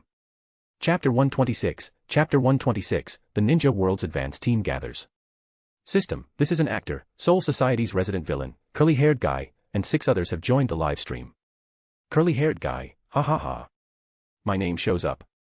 You no-name losers better start worshipping me now. Dojin artist, shut up, you curly-haired freak. Curly-haired guy, what? How dare you insult a charming, lovable, handsome main character like me? Don't you feel guilty? Dojin artist, nope. Not even a little. I feel great about it. Skirt-flipping maniac, is this the Ninja Alliance headquarters on screen? Machete girl, I see Kisame-san. Curly-haired guy, oh. I see him too. That shark face really stands out. Shark-faced guy. At that moment, Kisame was standing in the lower right corner of the hall. The place was packed with elite ninjas from all the villages. In the middle of the stage at the front, there was a huge character. Rikudo Sennin, wearing his ceremonial robe, stood at a red wooden podium. He looked around the room and spoke in a loud, clear voice, fellow ninjas. Do you know why we're gathered here today? To kill Aizen and protect the ninja world. A thunderous shout came from the crowd below. The whole place shook with their voices. Yes, we must protect our ninja world. Otsutsuki Hagoromo raised his fist and shouted, Aizen Sōsuke is a ruthless invader. His actions will only bring disaster and destruction to our world. For the future of all ninjas, we must stop him. Ninjas will win. The evil invader will fall. For the ninja world. For the future. The shouting grew louder. The ninjas were fully fired up. I believe we will win in the end, Otsutsuki Hagoromo nodded with satisfaction. But Aizen is no weakling. And the sad part is, there are even people on our side who've chosen to follow him. You mean Uchiha Obito? That damn traitor. He's a disgrace to our ninja alliance. The crowd burst into angry yelling. That's right. Traitors who side with Aizen are a shame to all ninjas. Otsutsuki Hagoromo waved his hand. My fellow ninjas, always remember, we are ninjas. We never give in. Never give in. Ninjas will win. Kill Aizen. Crush the traitors. The whole hall shook again with a sky-high roar of voices. Curly-haired guy, hey, this old guy's actually pretty good at hyping people up before battle. Skirt-flipping maniac, yeah, this kinda feels like an American president's speech. The original story never said Rikudo Sennin was such a good speaker. Scarlet Lotus Fairy, he has both status and respect in the ninja world, so doing something like this isn't too hard for him. Dojin artist, I also think this might be because of Anzen-san. If Anzen hadn't given him such a mental blow, he probably wouldn't have come out to make a speech himself. Megakure Village's angel, no matter what kind of speech he gives, the ending won't change. And seriously, the Otsutsuki family has ruled the ninja world for so many years, and now they have the nerve to call others traitors. I'm standing up against their whole ruling family. Skirt-flipping maniac, whoa, Konan's mad. Scarlet Lotus Fairy, but Konan's right. Honestly, the history of the ninja world is pretty much just the history of the Otsutsuki family. They say they're protecting the ninja world, but what they're really doing is protecting their own power. Curly-haired guy, yeah, now I get why the boss keeps saying people need to wake up. Those ninjas don't even see what's really going on. As they talked, the ninja world's advance team had already started gathering on the screen. Second Hokage Senju Toby Rama, fourth Hokage Namikaze Minato, third Raikage, second Tsuchikage, and Uchiha Shursue were all part of the team. The lineup was strong, and it was clear from their roles that this was a squad focused on speed. Which made sense. Their mission was to break into Aizen's Pure Land base and take Uzumaki Naruto, who was a candidate to become the Jinchuriki of the Ten Tails. Without incredible speed, this mission would be impossible. Buzz. Outside the Pure Land base, a black space tunnel slowly appeared.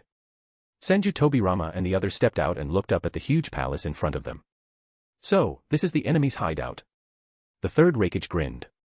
Gotta say, it's impressive. This isn't what I expected. Shouldn't we have arrived inside the base? The second Tsuchikage narrowed his eyes, scanning the area.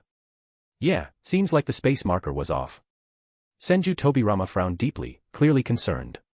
But we can't turn back now. Then let's go. Shursue let out a breath, eyes steady. Hold on. There's one thing I think we need to make clear first. The second Tsuchikage smiled and said, if that Ten-Tails Jinchuriki doesn't want to come with us, what should we do? Don't worry. I'll convince him. Namikaze Minato said with confidence. I don't doubt your ability, fourth Hokage, the second Tsuchikage shook his head. But you must understand, this mission is about the safety of the whole ninja world. For that, are you ready to sacrifice someone close to you? Namikaze Minato hesitated. He knew exactly what the man meant. Minato was sure he could talk Naruto into coming with them, but that would take time. And time was the one thing they didn't have, not with the whole ninja world at risk. So what choice should he make? What Minato didn't know was that, inside the palace, Uzumaki Kushina had seen his hesitation, clear as day. Crack. The armrest of the chair shattered in her grip. The red-haired girl no longer had the gentle, warm look a wife should have when looking at her husband. All that was left in her eyes was deep disappointment and a coldness that cut to the bone. Chapter 127, Chapter 127, No one can stand in our way. Skirt-flipping maniac, so, is Kushina completely done with Namikaze Minato? Scarlet Lotus Fairy, seems like it.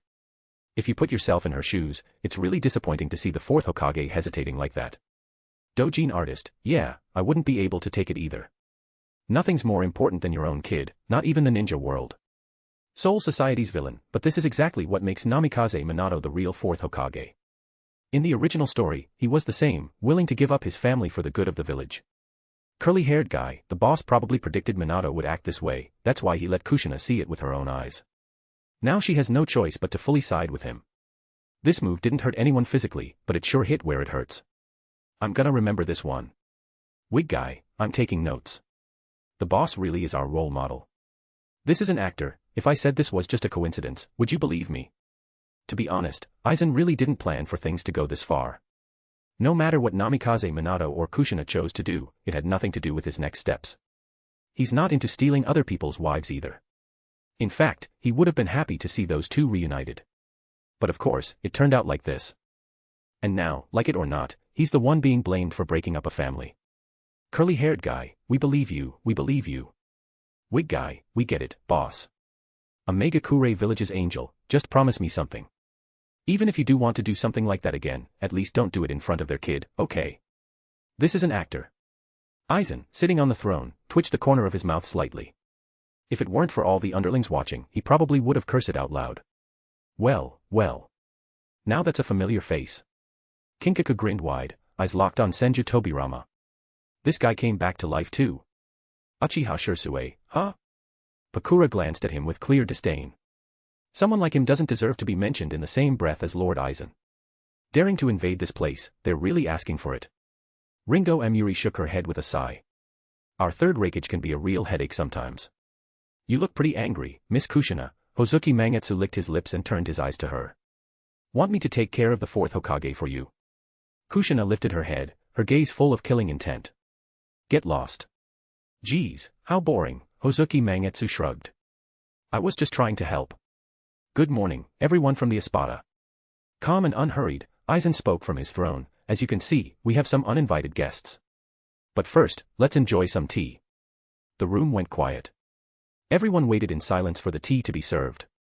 Once each cup was filled, Aizen finally spoke again. There are 5 intruders, Senju Tobirama, Namikaze Minato, and Uchiha Shursue. As he finished speaking, the images of the intruders were projected onto the long table. Their abilities and specialties appeared along with them. So they've all gained spiritual energy too, Kinkaku let out a small laugh. Now this is getting interesting. True, but their spiritual pressure feels messy and rough, Pakura said calmly. Obito, Aizen looked toward Obito below the throne and asked gently, can you tell everyone what the intruders are after? Obito froze for a second, then answered in a raspy voice, it's Uzumaki Naruto. He glanced toward Kushina with a complicated look in his eyes. But Kushina didn't look back at him. She just stared down, her face calm, as if everything from the past had nothing to do with her anymore. All this just for that brat. Hosuki Mangatsu sneered. What the hell are these ninjas thinking? They believe Naruto is the one I've chosen to be the Jinchuriki of the 10 Tails, Aizen said with a soft smile. Too bad, they're completely wrong. Man, these ninjas really are idiots. Ginkaku sighed and shook his head. Even if they are, we can't just let them run wild, Pakura frowned. This is Lord Aizen's home. We can't let them step all over it. They're just trash, Hosuki Mangatsu scoffed as he pulled out his chair and stood up. Hosuki Mangatsu, where are you going? Uchiha Itachi asked in a calm voice from beside Aizen. To take care of the intruders, of course. Hosuki Mangatsu patted the sword at his waist and grinned. Give me 5 minutes, I'll wipe them all out. Uchiha Itachi stared at him coldly. Lord Aizen hasn't given the order. Sit down. Hey now, I'm doing this for Lord Aizen. Mangatsu spread his hands and gave a creepy smile. If we let those guys keep causing trouble, it'll damage Lord Aizen's image. Mangatsu. Aizen gently swirled the tea in his cup, his voice calm and warm. I'm happy that you want to help. But I'm not done speaking. Could you sit back down for now? Silence. Hosuki Mangatsu looked at Aizen, a flicker of hesitation on his face. What's wrong? I didn't hear your answer, Mangatsu. Buzz. In an instant, an overwhelming pressure suddenly crashed down on Hosuki Mangatsu. With a thud, he dropped to his knees without any warning. Drip. Drip. Cold sweat started falling to the ground like rain. So this is what spiritual pressure feels like. Seeing this, Uchiha Obito took a sharp breath, his eyes flashing with shock. After spending some time with these Espada, he had a basic idea of their power. He knew each of them was at least as strong as Pain. But even so, none of them could even stay on their feet in front of Aizen. Just how strong is Aizen Sōsuke? Looks like you understand now. Looking down at Hosuki Mangatsu, Aizen then turned his gaze to the rest of the Espada. Everyone. Don't underestimate the enemy, but don't worry too much either. In front of us, no one can win. Chapter 128, Clash. Dojin artist, there it is. One of Aizen-sama's classic lines. Curly-haired guy, that Mangatsu guy is really full of himself, trying to act on his own. I say just finish him off on the spot. A Megakure Village's angel, no can do, Ansen-san still needs him as a tool. Skirt-flipping maniac, did Miss Kushina use a beauty filter for her Erankar form or what? She looks like a totally different species compared to Kisame-san. Shark-faced guy. Dojin artist, ha ha ha ha ha. Ruko-chan, why do you use Kisame-san as a comparison? Curly-haired guy, even without becoming an Erankar, he's already not human. Honestly, he's more like a shark sashimi that can talk. Scarlet Lotus Fairy, poor Kisame bro, caught a stray hit for nothing. Shark-faced guy, well, I'm used to it. As long as you're all having fun. Machete girl, Kisame-san, you've got such a good temper. Skirt-flipping maniac, sorry. I didn't mean it in a bad way. I just really felt that Kushina's Erankar form didn't make her uglier, she actually looks even prettier.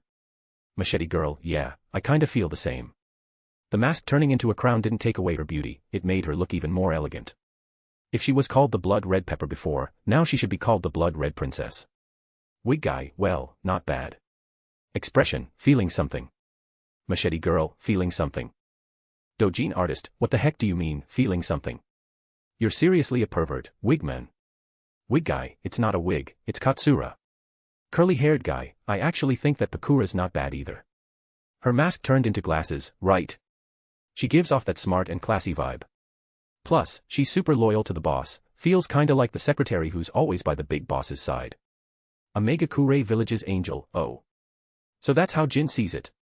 Skirt-flipping maniac, that tone from Konan-san. Dojin artist, is she jealous? Curly-haired guy, no, I was just joking. Girls with glasses are too seductive anyway, they don't look like decent women at all. Trash like that doesn't deserve to be near our boss, she should be kicked out. After sending that message, Gintoki wiped the cold sweat from his forehead. The rest of the group quickly helped change the topic. Skirt-flipping maniac, ahem, Ansen-san probably leveled up her acting skill quite a bit this round, huh? This is an actor, already at 90%. Once this final battle is over, it'll definitely be complete. Dojin artist, that means Ansen-san's ability will be available for upload. Can't wait. Curly-haired guy, with the little points we've got. What are you even waiting for? Kid, go home and keep dreaming. In dreams, anything's possible. Dojin artist, shut up. So what if I can't buy it, can't I still look? Curly-haired guy, I just want you to face the harsh truth, you're broke. Soul Society's villain, you too, enough. Let's focus on the stream. Skirt-flipping maniac, huh? Looks like they're splitting up. On the screen. Senju Toby Rama, Namikaze Minato, and the others had broken into 3 teams. Toby Rama went with the third Raikage, Minato with Uchiha Shursue, and the second Tsuchikage went solo. Out of them, the second Tsuchikage moved the fastest. Using his flying and invisibility skills, he sped through enemy lines and rushed northwest. Curly-haired guy, coach. I'd like to report a cheater. A Megakure Village's angel, it's fine. That path's a dead end anyway. Once he reaches the end, he'll realize the real clown is himself. Dojin artist, puffed. Where did you even learn that weird joke, Konan? Don't tell me. A Megakure Village's angel, it was from Anzen-san. Machete girl, looks like the second Hokage's side started fighting. It's pretty intense. Skirt-flipping maniac, no good. Those Arankar don't seem like they stand a chance. They're just getting completely beaten down. Dojin artist, makes sense though. Anzen-san already said before that normal Arankar aren't even at Kage level strength. This is an actor, looks like it's over. Eastern Corridor District. You're really strong, said Senju Toby Rama softly as he wiped the blood from the corner of his mouth, looking a bit beat up. So you're one of Aizen's elite. Standing across from him was an Arankar covered in wounds, with a huge hole blown open in his left chest. Even with such a fatal injury, he still spoke with a hint of mockery. Elite. You sure think highly of me, Lord Second Hokage of the Leaf. Rip. The Arankar tore open his sleeve, revealing his shoulder. See this number? I'm just number 74. Just a nobody. The real elite, they've all got single-digit numbers. They're called the Espada. Espada. Tobarama's pupils shrank. Suddenly, there was a loud boom from the side. Through the cloud of dust, the bulky body of the third Raikage came crashing down like a rag doll, landing right at his feet. A small figure slowly stepped out of the smoke. You're. Before Tobirama could even understand what had just happened, the injured Arankar started shaking. Lady Ringo Yuyuri. Well, look who it is. Kigo, right. Ringo Yuyuri rested her Zanpakuto on her shoulder and glanced at the Arankar. You're a mess.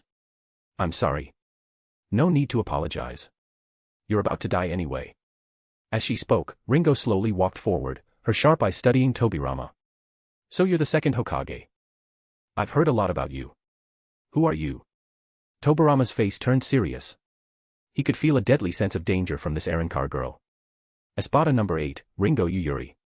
Before her words even finished, she suddenly vanished. Splat. Tobirama's eyes widened as a stream of blood shot out from his right shoulder. Nice to meet you. She flicked the blood off her blade and grinned, showing a mouthful of sharp teeth. Chapter 129, Espada number 9, Hosuki Mangatsu. Thud. A short Arankar collapsed to the floor, trembling all over. Uchiha Shursue, with short black hair and a sword on his back, walked past him. His red Sharingan spun slowly with a blade-like pattern in the center. Shursue, find anything? Minato asked quietly as he stood beside him. Yeah. I found out where Naruto is being held. Shursue nodded slightly, looking toward a side door not far away. Go in here, head east, and walk about 700 meters. That's great, Minato let out a breath. Then let's. Whoosh. Before he could finish, a flash of silver light suddenly appeared. Boom. A long gash, dozens of meters long, tore through the ground where the two had just been standing. Dust and smoke flew everywhere. Not bad. You really are fast, Shursue of the body flicker and yellow flash. A hoarse voice echoed from within the smoke. A boy with silver shoulder-length hair appeared, his cheeks covered in white bone-like armor. He held a huge blade and wore a twisted, almost sick-looking grin. You're Hosuki Mangatsu. Shursue's eyes widened, clearly surprised. Can't believe you still remember me. Mangatsu grinned wickedly. Been a long time, huh, Shursue of the twin stars of the leaf. Why are you working for Aizen? Shursue frowned. I thought you were killed by him. That kind of thing. Mangatsu raised his giant sword and vanished. Has nothing to do with you. Clang. The sharp sound of metal clashing rang out. What strength? Shursue gritted his teeth, holding his sword up to block. His right arm trembled slightly. This guy was on a whole different level than those weaklings earlier. Oh. Looks like you really do have some skills, Mangatsu laughed wildly as he stared at Shursue from close up. Then how about this? He opened his mouth, and a ball of dark red energy began to form. What is that? Shursue's eyes widened as his body instinctively jumped back. Boom. A loud explosion shook the ground. A mushroom-shaped cloud of smoke rose into the sky, leaving a deep crater several meters wide in the ground. TCH, missed after all. Hosuki Mangatsu glanced to the right. Shursue, held safely by Namikaze Minato, was completely unharmed. Thanks, Minato-senpai, Shursue said softly with a sigh of relief. It's fine, Shursue, Minato waved it off, eyes fixed on Hosuki Mangatsu. This guy is tough. We need to come up with a better plan. But Sōsuke shook his head. No, Minato-senpai. Leave this one to me. You should go save Naruto. Minato's face changed. That's not an option, you. Don't worry. Sōsuke cut him off, gripping his sword tighter. I'll catch up with you soon. Then he dashed straight at Hosuki Mangatsu. Clang. Their blades clashed again, sparks flying everywhere. Thanks, Sōsuke. Minato gave him a deep look, then sprinted toward the side gate of the Grand Hall. So it's just you now. Hosuki Mangatsu watched Minato's back as he ran off and sneered, you'd better call him back while you still can. Forget it. I won't let you get in Minato-senpai's way. Sōsuke's eyes were firm as he twisted his sword. With a burst, the blade was suddenly engulfed in flames. Mangatsu smiled, raising his blade to block. SSSHH. A strip of white cloth floated through the air. Not bad sword skills, Hosuki Mangatsu glanced down at his collar. His white Arrancar uniform had a clean cut across it, revealing his neck and collarbone. Didn't expect that. Huff. Sōsuke didn't respond. He was breathing hard, his hands numb from the impact, and he could barely hold his sword. Even though he had been the one attacking, this was how things turned out. This Mangatsu was stronger than he had expected. Too bad. I was honestly giving you good advice earlier, Mangatsu said as he tore off what remained of his upper clothes, grinning.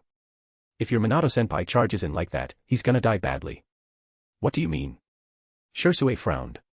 Look here. What do you see? Mangatsu tilted his head, pointing to his throat. That number. Following his finger, Sōsuke could clearly see a 9 carved on the right side of his throat. Yep, that's it. Mangatsu raised his right hand holding the sword and ran his left hand down the blade. The Espada are ranked by number. The lower the number, the stronger. That means I'm the weakest of the 10. The weakest. Sōsuke was stunned. Someone this strong was the bottom of the ranking. So, take a guess. Mangatsu smirked, amused. Which number do you think is guarding Uzumaki Naruto? Sōsuke's eyes widened in shock. There was another Espada, someone stronger than this guy, watching over Naruto. And if Mangatsu was saying this, then whoever that person was had to be way stronger. Minato-senpai is in real danger. As that thought hit him, an overwhelming spiritual pressure suddenly burst out of Mangetsu's body. Crush them, Crab God Weapon. Chapter 130, Namikaze Minato in shock. Boom. A heavy thud echoed. Sōsuke's body was sent flying, crashing hard into the ground. He struggled to sit up, eyes locked on Mangatsu, who had completely changed form. His upper body was now covered in thick, bone-like armor. Long spikes stuck out from his neck and shoulders. His arms had turned into massive crab claws, tapping the ground with heavy thuds. Dojin artist, a sea crab. Curly-haired guy, it's a crab. No matter how you look at it, it's a crab. Machete girl, I wonder if it would taste good cooked. Skirt-flipping maniac. Scarlet Lotus Fairy, calm down, Katono. That's an Arrancar, not a real crab. Wig guy, yeah, there's no crab row inside. Dojin artist, the hell you talking about crab row for? That's not the point here. Bad guy from Soul Society, speaking of crab row, it really is delicious. Too bad we don't get much freshwater seafood in the Siriidi. The last time I had crab was 2 years ago, during a meeting of the Women's Soul Reaper Association. Skirt-flipping maniac, why's it hard to get freshwater seafood? I thought there were rivers in the Soul Society too. Don't the rivers have fish? Bad guy from Soul Society, they do, but the fish and other creatures there are made of spirit particles. Outside the Siriidi it's okay, but inside the Siriidi, it's almost impossible to raise them. They can't handle the spiritual pressure leaking off the Soul Reapers. Machete girl, oh, I see. I learned something new today. A Megakure Village's angel, the crab we uploaded to the group, can Hana eat that? Scarlet Lotus Fairy, any living creature with flesh and blood can't enter the Soul Society, right? This is an actor, it's fine. The system inside the group chat automatically changes any item in the marketplace to make it compatible across all worlds, so there won't be any rule conflicts. Curly-haired guy, that's way more convenient then. A Megakure Village's angel, Hana, I'll go buy a couple of pounds of crab from the market and upload it later, just remember to check. Bad guy from Soul Society, got it, thanks a lot. Dojin artist, wait, aren't you about to fight a big battle? And you still have time to go buy crab? A Megakure Village's angel, it won't affect anything. While everyone in the stream was busy chatting about crab, the fight between Uchiha Sōsuke and Hosuki Mangatsu on screen had reached a fever pitch. Facing Mangatsu in his Resurrection form, Sōsuke activated his Susanoo. A massive green energy giant stood tall, bringing down its glowing blade with force. Boom. A huge blast shook the ground. A deep, long gash, dozens of meters long, split the earth. So this is Susanoo. Somehow, Mangetsu was already standing on the green giant's shoulder. Impressive power, but too bad. He raised his crab claw high and swung it straight at Susanoo's head. Crack. A sharp snapping sound. In Shusui's shocked eyes, cracks spread like a spider web across Susanoo's surface. Too slow. Mangetsu swung again. The top of Susanoo's head shattered with a crash. Thud. The powerful shockwave sent Shursui crashing to the ground. With a splatter, blood shot from his mouth. Thump. Thump. Thump. The crab claw tapped the ground as Mangetsu slowly walked toward him. You should just give up. Ninja powers alone aren't enough to beat me. Dojin artist, this Mangetsu guy is so cocky. Skirt-flipping maniac, seriously. And that smug face, makes me want to punch him just from looking at the screen. Curly-haired guy, hey, hold on. Whose side are you even on? Technically speaking, Mangetsu's one of us, right? Skirt-flipping maniac, well. A Megakure Village's angel, no, he doesn't count. In Anzen-san's plan, he's one of the Erankars marked for death. So he's just a pawn. Machete girl, I see now. Bad guy from Soul Society, a pawn, huh? That's Aizen's usual trick. Wig guy, marked for death. So Mangetsu's going to lose to Uchiha Shursui in the end. Doesn't look like it at all right now. Dojin artist, that's cause Shursui hasn't gone all out yet. Scarlet Lotus Fairy, wait till he starts using hollow powers. Skirt-flipping maniac, even a weaker version of Ichigo has cheat skills. No way he's gonna lose to just the number 9 Espada. Right, Anzen-san. This is an actor, you guys already said everything. I've got nothing left to add. Dojin artist, pft, Anzen-san sounds so helpless right now. Shark-faced guy, I think it sounds more like he's doting on us. Skirt-flipping maniac, huh? Dojin artist, doting. Wait, what do you mean doting? Eriri's cheeks turned bright red as her mind instantly filled with all kinds of strange images. Curly-haired guy, that's right, it's called doting. A father spoiling his daughters, isn't that how it should be? Scarlet Lotus Fairy. Skirt-flipping maniac, a father and his daughters. Dojin artist, Jin, what the hell is wrong with you? Go die, just go die. The fantasy in Eriri's mind shattered with a loud crack, and she suddenly felt really uncomfortable. Machete girl, anyway, Shursui can still power up. But the other two, things are looking rough for them. A Megakure Village's angel, yeah, Toby Rama Sanenju and the third Raikage are about to collapse. As for Namikaze Minato, you'd better see for yourselves. The scene changes. Right now, Namikaze Minato is in a spacious hall, brightly lit from all sides. In front of him on a raised platform sits a red-haired girl, looking down at him from above like a queen on her throne. They face each other. Minato is shaking, his face full of disbelief.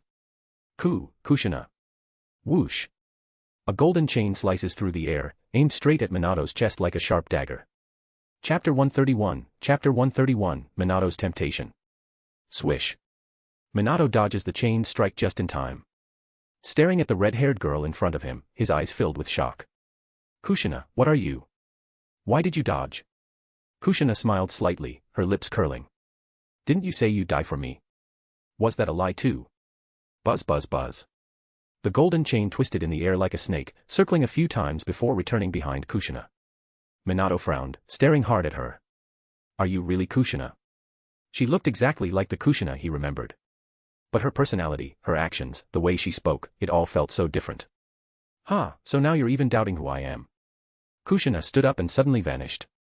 Before Minato could react, her hand was already on his shoulder. She whispered in his ear, I'm the happiest woman in the world, my little son. They looked like a couple deeply in love. But Minato felt a chill inside, not just because he hadn't even noticed her move. It was that exact line. Same words, same tone, those were the words Kushina said to him right before their wedding. Minato was sure now, this was definitely his wife. But why? Why had the gentle, kind Kushina changed so much? It's Aizen, isn't it? After a long silence, Minato looked at her and said, he must have tricked you, right? Kushina, listen to me. Aizen is a power-hungry liar. He's fooled so many people. He's a madman who wants to destroy the ninja world. Is that what people told you? Kushina chuckled, taking a few steps back. Minato, have you ever even met Lord Aizen? Minato hesitated, unsure how to answer. No, he hadn't seen Aizen with his own eyes. But he fully trusted what Jiraiya and the Sage of Six Paths had said. And even if he is power-hungry, so what? Kushina sat back down with a sneer. At least he wouldn't have chosen to kill my child in the name of some so-called greater good. Minato froze, stunned. How did she know that? Nothing to say now. Kushina looked at him calmly. Go back. Please don't bother me or our child again. Kushina. Minato's eyes widened. What do you mean? Doujin artist, isn't it obvious? She's basically divorcing you. Skirt-flipping maniac, it's not that he doesn't get it, he just can't believe it. They used to be so in love, and now they're going their separate ways. Scarlet Lotus Fairy, sigh. Curly-haired guy, what's there to sigh about? Isn't this Minato's own fault? He was the one who hesitated back then. Doujin artist, true, but it's still kinda sad to see a once-loving couple end up like this. It's the kind of sadness that hits like this cold Coke in my hand. Skirt-flipping maniac, what's sad about a cold Coke? Doesn't drinking it usually make people happy? Doujin artist, yeah, it does. But what if it's almost gone? Isn't that sad too? Machete girl, puffed. So that's what you're sad about. Your Coke's almost finished. Soul Society's villain, even if you finish it, can't you just go buy another one? Doujin artist, no, it's dark outside. And we're under military curfew. No going out after 10 p.m. Omegakure Village's angel, has the mutant beast threat gotten that bad? Doujin artist, it's not just beasts. Some people with strange powers are causing trouble too. Yesterday, even the Prime Minister's daughter was almost attacked. The top brass is freaking out. Curly-haired guy, then isn't this the perfect time for your group to step up? By the way, what's your group called? Doujin artist, haven't named it yet. There's only a couple of us right now. Besides Kasumi Gakaka and Megumi Kato, the others, their powers aren't all that useful. Skirt-flipping maniac, how about we call it the Eri Kashiwagi Fan Club? Doujin artist. Ruko-chan, you did that on purpose, didn't you? Eriri's mouth twitched hard. If they really went with that name, just shouting it out during a fight would be enough to kill them. No need for the enemy to even attack, instant social death. Scarlet Lotus Fairy, what about Azure Dragon Society? Machete girl, that could work, if Eri-chan wants to be the leader of the group. Curly-haired guy, oh. I just thought of a name that sounds super cool. Why don't we just call ourselves the Avengers? Doujin artist, who are you trying to rip off? You think I haven't seen Marvel? We're gonna get sued. Scarlet Lotus Fairy, maybe let's just stick with Azure Dragon Society. Skirt-flipping maniac, actually, I still think Eri Kashiwagi Fan Club really shows what we're all about. Doujin artist, I'm begging you all, naming geniuses, please stop giving suggestions. Just watch the stream, okay? Wait, why are that couple fighting again? Omegakure Village's angel, Namikaze Minato refuses to give up and keeps pushing. Kushina can't take it anymore and strikes back in anger. How will this drama end? Will the fourth Hokage's attempt to win her back really work? Skirt-flipping maniac, coming up tonight at 8 p.m., live in Konan's stream. Doujin artist, damn, I've got nothing to say but damn. Curly-haired guy, Feels like something's missing. Oh, got it. Let's call the episode, Minato's Temptation. This is an actor. Aizen's mouth twitched slightly. He had no idea how to respond to that. Chapter 132, The Death of Hosuki Mangatsu. This group of idiots, they really know how to mess around. Even Aizen had to admit their creativity. He would have never thought of a ridiculous title like Minato's Temptation. Meanwhile, Minato himself was having a rough time. Kushina's unreasonable chain attacks were hard to dodge, even with his incredible speed. He was barely holding on. Give it up, Minato. Kushina sat calmly on a high platform, not even moving. With how poorly you control your spiritual energy, you're no match for me. That's never going to happen. Namikaze Minato stared at Kushina with unwavering eyes. For Naruto, for you, and for the future of the ninja world. Thud. Before he could finish, a chain suddenly wrapped around his right leg, yanking him off balance. The future of the ninja world. Kushina let out a cold laugh. You still don't get it, Minato. What you're fighting for isn't the future of the whole ninja world, just the future of a few powerful clans. What? The resources in this world have always been controlled by elite families. Without Jiraiya-sensei noticing you, do you think someone like you, a commoner ninja, would ever have gotten a shot? And even after becoming Hokage, how much real power do you actually have? Silence. Minato fell silent, a complicated look in his eyes. You're saying Aizen is in the right? I don't know, Kushina replied honestly. But I believe under his rule, the ninja world wouldn't be worse off than it is now. Kushina, you've really changed. Minato looked pained, gripping his kunai tightly. The old you would never blindly worship a man with that much ambition. You're right. Kushina didn't deny it. Her voice was calm. Ever since I saw what Naruto went through, I've never been the same. Buzz. Buzz. Buzz. Countless golden chains exploded out, rushing toward Namikaze Minato like a flood. Dojin artist, it's over. Skirt-flipping maniac, yeah, it's over. Scarlet Lotus Fairy, against the Kushina we're seeing now, Minato didn't stand a chance. A Megakure Village's angel, and she was holding back. She didn't even go all out. But I guess that makes sense, after all, he was the man she once loved. Machete girl, once loved. Don't tell me Kushina's actually fallen for Anzen-san now. I don't even know what to say if that's true. Skirt-flipping maniac, Anzen-san is amazing, no doubt. But I don't think that's love. At least not yet. It's probably more like admiration and respect. Dojin artist, exactly. After seeing what Naruto went through, she started to agree with Anzen-san's ideas about changing the ninja world. At the same time, Minato's actions really let her down. That's what made her completely switch sides. Soul Society's villain, Anzen really knows how to play the game. Honestly, even the real Aizen might not have pulled this off. This is an actor, should I say thanks for the compliment. Still, like before, he hadn't actually planned for things to go this far. But at this point, it was already done. No amount of explaining would change anything. Might as well own it. Swish. The image on the screen shifts, returning to Shisui. Judging by the scene, he doesn't seem to be in any better shape than Minato. He looks beat up and shaky on his feet. Standing across from him, Hosuki Mangatsu wears a cocky grin, his crab claw snapping toward Shisui's head like a pair of scissors. TCH, this is the end of the road. Ninjas are fragile creatures after all. Click. A soft sound. Shisui suddenly raises his right hand, firmly grabbing the claw. Yeah, it should end here. His voice carries a metallic tone. What? Hosuki Mangetsu's eyes narrow in shock. In his stunned gaze, Shisui slowly lifts his head. A white bone-like mask now covers his entire face, with black and red markings around his eyes. Boom. Still in shock, Hosuki Mangetsu is sent flying. Before he even hits the ground, Shisui is already above him. Whoosh. A flash of red light, his flaming blade swings straight down toward Mangetsu. Boom. Dark red flames shoot into the sky as the ground collapses beneath them. Rustle, rustle. Struggling up from the bottom of the crater, bits of the bone armor on Hosuki Mangetsu's body fall away. His face is a mix of shock and disbelief. What is that form of yours? You'll have to ask your Lord Aizen about that. Shisui's golden eyes lock onto him, his voice echoing with that same metallic tone. I think he can give you the answer. So that's it. He gave you this power. Mangetsu seems to realize something, his face twisting in anger. I get it now. To him, we're just toys. All of us, nothing but toys. He raises both crab claws, aiming their tips at where Shisui is standing. Buzz. A streak of bluish light fires out. Everything in its path, rocks, walls, debris, is turned to dust. The ground is left with a deep trench carved through it. But Shisui doesn't move a muscle. Instead, the surface of his sword glows with fire again. Boom. The flame-covered blade collides with the energy beam, triggering a violent reaction as if the whole world were shaking.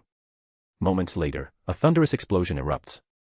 From the center of their clash, a bright, sun-like flash bursts outward. A dome of white-hot light rapidly expands in all directions. The ground shakes violently, chunks of earth flying into the air. A mushroom cloud. A huge, visible mushroom cloud rises above the palace. Smoke and dust fill the sky. Whoosh. A powerful gust blows the smoke away. Tattered and worn, Shisui reappears, looking rough. Across from him, only half of Hosuki Mangetsu's body remains. His mouth twitches as if he wants to say something, but then he fades away into dust. Chapter 133, Toby Rama Sanenju feels betrayed. Curly-haired guy, wow, Uchiha Shisui really went full cheat mode there. He was getting wrecked before, but after transforming, he totally turned it around. Dojin artist, well, it was a cheat Anzen-san gave him after all. Skirt-flipping maniac, I'm more curious about what Hosuki Mangetsu was trying to say at the end. This is an actor, he was trying to say. Please, you have to kill Aizen. Scarlet Lotus Fairy. Skirt-flipping maniac, huh? What? He suddenly grew a conscience and decided to stop Aizen because he's part of the ninja world. This is an actor, it's not that dramatic. That thought's been buried inside him ever since he became an Arrancar. And he's not alone, many other Arrancar feel the same way. But like him, they couldn't go against me. Machete girl, makes sense then, no wonder you don't trust them. This is an actor, power and fear don't build real loyalty. Just like Konan, before she knew who I really was, she spent a long time planning ways to kill me. A Megakure Village's angel, that's true, back when I didn't know your real identity. Shark-faced guy, looks like Shirsue's already headed toward Kushina and Minato. Is that okay? I don't think Aizen-sama wants either of them to get hurt. Kisame knew too. Even though his boss always seemed ruthless and cunning on the outside, deep down he was a kind person. If he really wanted Shirsue dead, he wouldn't have held back at the Hokage Rock. This is an actor, it's fine. I trust Kushina can handle it. Buzz. A dark red light appears on the screen. Shirsue, masked and back in his transformed state, swings his sword and charges straight at Kushina. Click. She doesn't dodge. Calmly, Kushina raises her right hand, gloved in white, and easily catches the blade in her palm. What? How is this possible? Shirsue froze. His hollowed-out golden eyes were filled with shock. So that's it, you've hollowified, Kushina said, her eyes fixed on Shirsue, a slight smile on her lips. So you're Shirsue, huh? That kid from back then, you've grown up a lot. Whoosh. Shirsue suddenly jumped back to put distance between them. He turned his eyes toward Namikaze Minato, who was tied up tightly by golden chains. He looked like a wrapped-up dumpling, but at least he was still alive. Shirsue let out a small sigh of relief and looked back at Kushina. Lady Kushina, why are you? You're wondering why I'm on Lord Aizen's side, right? Kushina kept her calm smile as she slowly took off her scorched white glove. I already answered the question for Minato. Shirsue's eyes narrowed. On the back of her hand, he saw a clear number, 3, that meant the wife of the 4th Hokage of the Leaf was now the 3rd Espada under Aizen. This was really bad. This is an actor, Konan-senpai, it's time. Skirt-flipping maniac, huh? Doujin artist, time for what? A Megakure Village's angel, got it. The livestream screen switched. Dressed in white, Konan rolled up her sleeves and used black ink to draw a pattern on her arm. Binding spell number 77, Heavenly Void Net. Buzz. In an instant, invisible waves spread out in all directions, slowly covering the entire Pure Land base. Everyone, whether the Arrancar or people like Senju Toby Rama and Shirsue, suddenly heard a warm, gentle voice by their ears. Good afternoon, Shirsue-kun, and all of you intruders. What is this voice? Senju Toby Rama frowned from the ground, confused and tense. Aizen. Uchiha Shirsue gritted his teeth, his expression complicated. This really is something, Aizen Sosuke, the second Tsuchikage said with a sigh as he looked at the massive wall blocking their way. Should have guessed an invader from another world would have tricks like this. You've held your own against the Espada longer than I expected. As a sign of respect, I thought I'd give you a heads up. He's been watching our fights this whole time. Toby Rama caught the key point in Aizen's words. In other words, ever since they entered the Pure Land, they've been under his control. Their so-called surprise attack was a joke from the start. Next, we'll head to the Valley of Flame in the Land of Wind to collect the last 2 remaining tailed beasts. What? Shirsue's eyes widened in disbelief. How does Aizen know where the Jinchuriki are hiding? They were only moved there 2 weeks ago. So there really is another traitor in the allied shinobi forces. Tobarama's expression turned sour. And that traitor must be someone with a high rank. Otherwise, they wouldn't have access to such top-secret information. Could it be Uchiha Madara? You all claim to be fighting for justice, but you don't even realize that Naruto staying here was his and his mother's decision. Also, you're wrong, he's not the one I chose to be the host for the 10 Tails. Naruto isn't the 10 Tails Jinchuriki. Minato, now fully awake, was stunned. Your wrong guess made your so-called ancestor of chakra panic. That's why he rushed into this invasion plan. And I simply used the chance to trap 5 of the most powerful ninja in this land of the dead. Damn it. Tobarama's face darkened with rage and frustration. He had been wrong all along. They weren't caught in Aizen's net when they arrived in the Pure Land, they were already trapped the moment Aizen took Naruto away. This guy already had overwhelming power and still used these sneaky tricks to split them up and pick them off one by one. What kind of monster does that? Chapter 134, the final battle begins. Goodbye, intruders. Once we create the 10 Tails and destroy this old ninja world, we'll meet again. Buzz. As Aizen finished speaking, a huge black portal opened in front of him. On the other side was the Valley of Flame in the Land of Wind. Until then, I'll leave everything here to you, Kushina. All right, I understand, Kushina replied softly, her head lowered as she stood in her palace. Step. Aizen, wearing a white long coat, stepped through the black portal. On either side of him, Itachi and Konan followed closely. Whoosh. Suddenly, a glowing blue blade came slashing down from the sky. Uchiha Itachi stepped forward, frowning slightly. The Susanoo armor wrapped around him formed instantly, and he swung his glowing sword to meet the attack. Boom. A loud crash rang out, sending shockwaves blasting in all directions. The hair in front of Aizen's forehead swayed as his coat flapped loudly in the wind. He turned to the side, a faint smile on his lips. It's been a long time, Madara-sama. Inside a deep blue Susanoo, Uchiha Madara looked cold and serious, his red eyes locked on Aizen. Kid, bet you didn't expect someone to be waiting for you here, did you? Swish, swish, swish. As he spoke, figures began flashing in one after another. Senju Hashirama, Jiraiya, Tsunade, Sarutobi Hiruzen, Kakashi, one familiar face after another appeared before Aizen. And beyond them, the cliffs were packed with ninjas from all the villages. Roughly estimating, there were at least 20,000 ambushers hidden in the Flaming Valley. Dojin artist, oh my god, they clearly came fully prepared. Skirt-flipping maniac, wait, does that mean there's a spy on Aizen's side too? How else would this many people be waiting here? A Megakure village's angel, of course there's a spy. And Anzen-san and I have known for a while. Dojin artist, who's that bold? Machete girl, could it be Yakushi Kabuto? Playing double agent again. Scarlet Lotus Fairy, I think it's more likely Itachi. He probably only joined Anzen's group to ease the tension between Konoha and his clan. Now that his goal's done, maybe he doesn't want to keep following Anzen to the end. Skirt-flipping maniac, both sound possible. Curly-haired guy, you guys are forgetting someone else. And this guy's super suspicious. Skirt-flipping maniac, who? Dojin artist, Jin, don't tell me you're thinking of. Curly-haired guy at shark-faced guy. It's him. Shark-faced guy. Dojin artist, knew it. Always picking on poor honest Kisame. A Megakure village's angel, stop guessing. I'm not spoiling anything. Just keep watching. Surrender, Aizen. Tsunade looked straight at the boy across from her and took a deep breath. You don't have any chance of winning now. Surrender. Aizen sneered, a mocking smile on his lips. And what makes you say that, Tsunade-sensei? Just because you brought thousands of second-rate reapers. You really think you can threaten me? Crack. A rift opened in the sky once again, a dark hole appearing in plain view. Kinkaku, Ginkaku, and Pakura slowly stepped out from the black void, leading a large group of Erankars. A terrifying wave of spiritual pressure surged up with them. Ha ha ha, this smell. Kinkaku took a deep breath and grinned wide.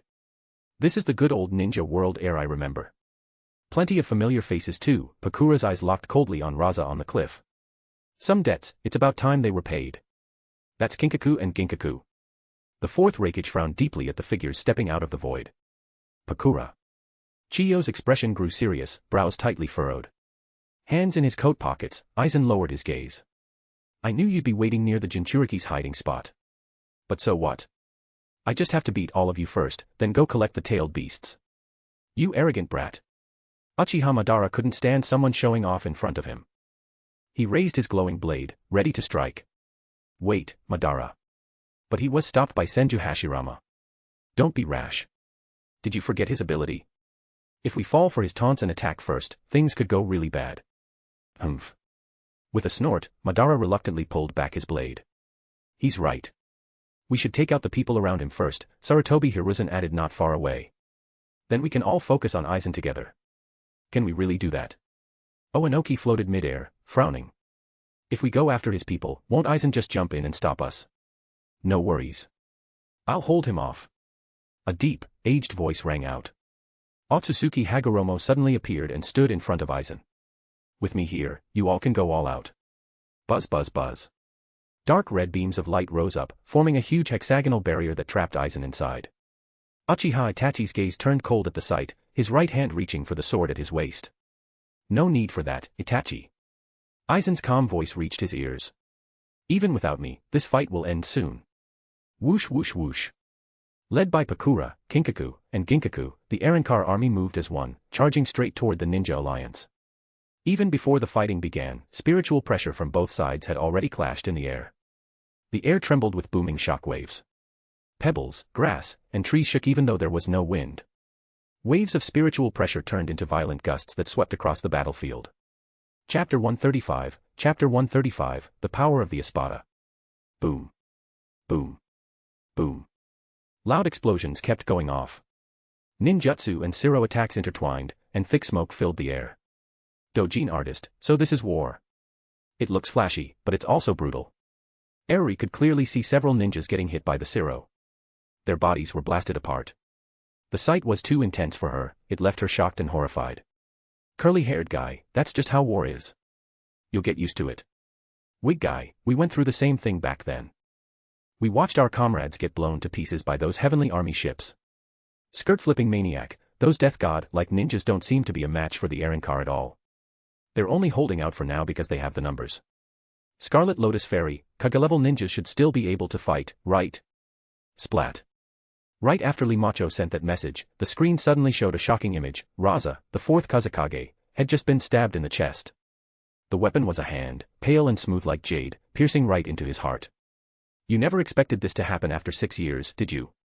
Pakura pulled her hand back, not even caring about the blood on it.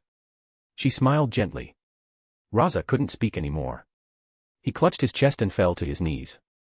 Pakura, a furious voice shouted, and 2 figures rushed toward her from both sides. It was Chiyo and Ebizo, the 2 advisors of the Sand Village. But before they could get close, Pakura vanished without warning. What? Chiyo froze, her face suddenly pale. Bang. A sharp pain hit her in the stomach, and Chiyo was knocked flying. While she was in the air, she caught a glimpse of her younger brother being slammed headfirst into the ground by Pakura. Skirt-flipping maniac, oh, crap. Dojin artist, even Kaga-level ninjas are just sitting ducks against the Espada. Machete girl, makes sense.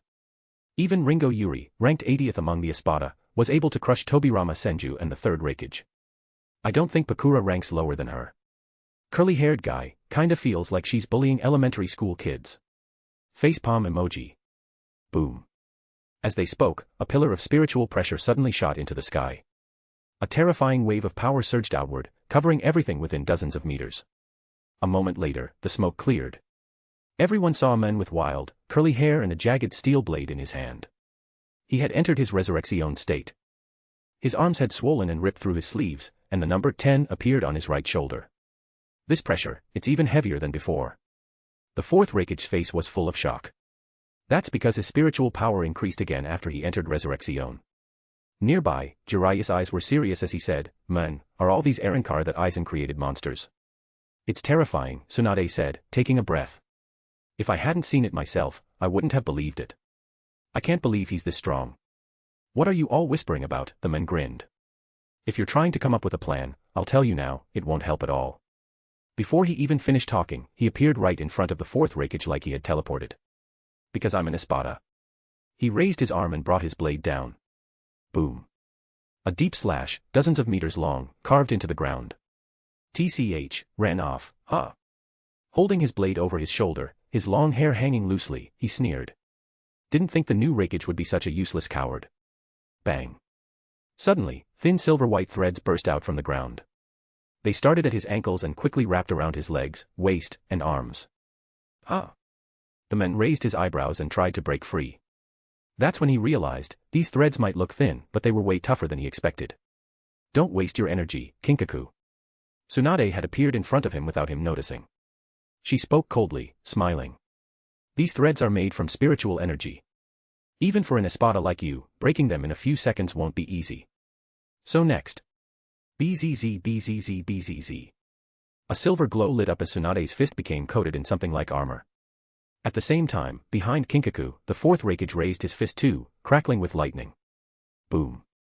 2 fists smashed into Ginkaku's chest and back one after the other, sending a deep thud echoing through the air. Shockwaves rippled out from the impact point, spreading wildly in every direction. Crack, crack.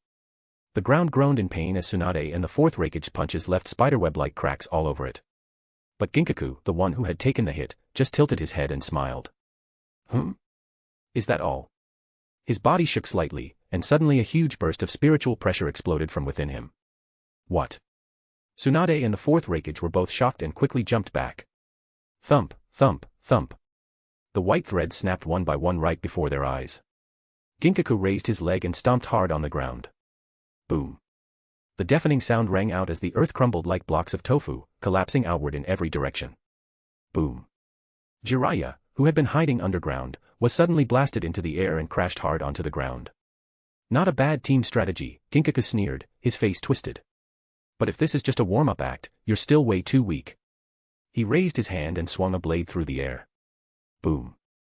The fourth raikage was hit instantly, his body flying backward like a broken kite. He hit the ground with a loud crash and passed out cold. Now then, it's your turn. Resting his steel blade on his shoulder, Ginkaku began slowly walking toward Tsunade. Chapter 136, Chapter 136, The Sage of Six Paths Plan. Dojin artist, wait, is Tsunade about to die? A Megakure Village's angel, no way, of course not. She's someone Ansen-san respects as a teacher. Ansen-san is super kind, he even secretly protects Kurenai, let alone Tsunade. Skirt-flipping maniac, Kurenai. Oh, I see. So Kisame-san was sent to protect Kurenai over there. Shark-faced guy, not just to protect her, taking care of the low-level Erincar around here is also part of my job. Boom. Message sent. Kisame swung his same hata, putting on a show of struggling as he brought down the Erincar charging at him. If you looked closely, you could even see a few fake beads of sweat on his forehead. Machete girl, Kisame-san is amazing, this acting is really on point. Scarlet Lotus Fairy, seriously, how do you even do that? Shark-faced guy, thanks for the compliment. I owe it all to Aizen-sama. If he hadn't told me to blend in with the allied shinobi forces, I never would have gotten this much acting practice. Wig guy, I get it now, so you gain experience by doing it. Does that mean I have to go through the same stuff as the Hayaka girls to become a real Hayaka warrior? Dojin artist, Hayaka warrior. You're a guy. You want to join Yoshiwara's Hayaka unit. Skirt-flipping maniac, weren't all the Hayaka girls former sex workers? How are you gonna go through what they did? Become a host or something? Wig guy, I mean, being a sex worker could work for me too. Skirt-flipping maniac, huh? Satan Ruko looked completely confused. This guy was clearly a bit off. Dojin artist, what the hell, sex worker? You're a man, you can't be a courtesan. Unless you get surgery first. Curly-haired guy, wig guy, I support you. Go get the surgery. Honestly, someone like you has no use for that thing anyway. Wig guy, it's not a wig, it's Katsura. Soul Society's villain, so that's it, this guy is Ansen's secret weapon against Ginkaku. On the livestream screen, a slim figure stood in Ginkaku's way. Looks like I made it in time. The man wore a bright red cloak and glasses. He looked gentle and weak on the outside, but the long blade in his hand held firm against Ginkaku's jagged steel sword. He even looked calm, like he had things under control. So it's you. Yakushi Kabuto. Ginkaku's eyes narrowed, his relaxed face turning serious. A traitor who betrayed Lord Aizen. Kabuto. What are you doing here? Tsunade looked shocked when she saw him. Sorry, Tsunade-sama. Kabuto didn't look back, his eyes locked onto Ginkaku. I sensed an overwhelming spiritual pressure and couldn't just sit by. But your mission was to stay in the rear and protect the Jinchuriki. It's fine, Tsunade. Jiraiya interrupted before she could finish. Kabuto made the right call. If we all died here, the Jinchuriki wouldn't stand a chance anyway. Exactly. These Espada aren't like normal Erincar, Kabuto said, taking a deep breath. He twisted his wrist and pulled his blade across with a sharp motion. SSHHHK. A spray of blood shot out. Ginkaku looked down at his chest. A deep gash was clearly visible. You actually cut through my iron skin. Guess you're stronger than I thought, he said with a dark look. No wonder you dared to betray us. I think you've got it wrong, Mr. Ginkaku. Yakushi Kabuto pushed up his glasses with a small smile. My strength is way more than that. I'll make sure you understand that very soon. Machete girl, knew it. He's totally the spy. Just look at that smile, it screams villain. Skirt-flipping maniac, puffed Dojin artist, definitely doesn't look like a good guy. Machete girl, what now? Scarlet Lotus Fairy, you might not believe this, but Yakushi Kabuto has been trying to copy Inkuin all along. If you say he doesn't look like a good guy, doesn't that mean? Machete girl, Wait. Katsura just froze, her face full of shock. A Megakure Village's angel, well, that kinda shows Kabuto's impression of an isn't very accurate. Machete girl, yeah. Totally off. Ansen-san's smile feels really natural and gentle. This guy's smile is just creepy. This is an actor, so what you're saying is, I'm a good guy. Wow, didn't expect that kind of compliment, kinda emotional now. Machete girl, no. That's not what I meant. Dojin artist, after all that explaining, Katsura-chan still thinks Aizen-san's a bad guy lol. Machete girl, I'm sorry. This is an actor, no need to apologize. We're just messing with you. Machete girl, huh? Skirt-flipping maniac, buffed, Katsura-san is totally confused now. Wig guy, are you talking to me? Dojin artist, if you finished your surgery, we can start calling you Katsura-san for real. Scarlet Lotus Fairy, no, even then, it's more like Katsura-kun at best. Dojin artist, fair point. Huh, looks like each of the Espada have found someone to fight now. Yakushi Kabuto was facing off against Kinkaku, while Pakura was stopped by Senju Hashirama, and Ginkaku had gone up against Uchiha Madara. The one-sided battle had quickly turned into a stalemate. Even the Rikuta Sennin, who was keeping up the barrier, finally let out a breath of relief. You're letting your guard down just from this. Aizen spoke in a casual tone, like chatting with an old friend. Don't forget, I still have 2 fighters who haven't even joined in yet. No matter how many people you bring, you won't break the will of the allied shinobi forces. Otsutsuki Hagoromo said firmly, eyes sharp. The will of the allied shinobi forces, huh? Aizen closed his eyes, a mocking smile on his face. If you didn't have your brother hiding in that space on the right, maybe it would sound more convincing. He noticed. Otsutsuki Hagoromo's eyes widened in shock, completely stunned. Chapter 137, an old face. Curly-haired guy, that old guy set up an ambush too. Dojin artist, and the one in hiding is Otsutsuki Hamura. That's a seriously powerful backup. Skirt-flipping maniac, so sneaky, trying to catch Aizen-san off guard. Soul Society's bad guy, for sure. But and so right through it, so now he must be super embarrassed. Machete girl, yeah, probably. His face even turned red. Scarlet Lotus Fairy, pretty embarrassing, honestly. Dojin artist, if it were me, I'd be looking for a hole to crawl into right now. Wig guy, a hole. Come on, someone his age couldn't crawl into a hole even if he found one. Scarlet Lotus Fairy. Machete girl. Dojin artist, wig guy, are you sure you meant a normal kind of hole? Wig guy, it's not wig, it's Katsura. A Megakure Village's angel, let's stop talking about holes and watch Aizen-san's next move. What's wrong? Surprised. Aizen glanced at the chat, his face calm as ever. Did you really think I wouldn't notice your brother's space hiding technique? Or are you more worried that I might have already figured out you sneaked into the Pure Land base 6 years ago? Frozen. Otsutsuki Hagoromo stood there stunned, looking completely shocked. You knew. Yeah, I know. Aizen still had his eyes closed, speaking calmly and slowly. Back then, you were also using this rough space hiding technique to secretly watch me run tests with the fake body. Silence. Otsutsuki Hagoromo stared blankly at Aizen, looking completely lost. Big brother, don't let this guy's words mess with your head. Finally unable to hold back, Otsutsuki Hamura tore through space and stepped out to stand beside his brother. Now, everyone watching the stream could clearly see, besides Hamura, that hidden space also held Nagato, Orochimaru, and Danzo. Oh, now that's a familiar group of faces. Aizen opened his eyes, his expression calm. It's been a while, Danzo-sama, Orochimaru-senpai. Humph. Danzo gave a cold snort, clearly annoyed. Orochimaru licked his lips and let out a creepy chuckle. Yeah, it's been a while, Sosuke-kun. You've really pulled off something huge. Something huge? What are you referring to? Aizen smiled slightly, his voice soft and smooth. Orochimaru sneered. I mean how you fooled the entire ninja world with your clever lies. Fooled? Not really. Aizen stood inside a dark red barrier, speaking in a calm tone. I never meant to lie. It's just that none of you ever understood who I really am. You're good at twisting the truth. Danzo glared at him, gritting his teeth. I'm just stating facts. Aizen closed his eyes again and continued in the same calm voice, you people, so flawed and incomplete, you're not even worth the effort of using tricky word games on. Bastard. Danzo's face turned red with anger. He lifted his foot, about to rush into the barrier. Swish. But at that moment, a long blade suddenly came stabbing straight at him. Caught off guard, Danzo quickly dodged to the side. As he turned his head, he saw a young-looking Uchiha Itachi. You little punk. Itachi didn't say a word. He just swung his Zanpakuto again, slashing at Danzo. Nagato frowned at the sight. He was just about to step in when a graceful figure blocked his way. You're not seriously thinking about helping your enemy, are you? Konan. She looked so different now that Nagato almost didn't recognize her.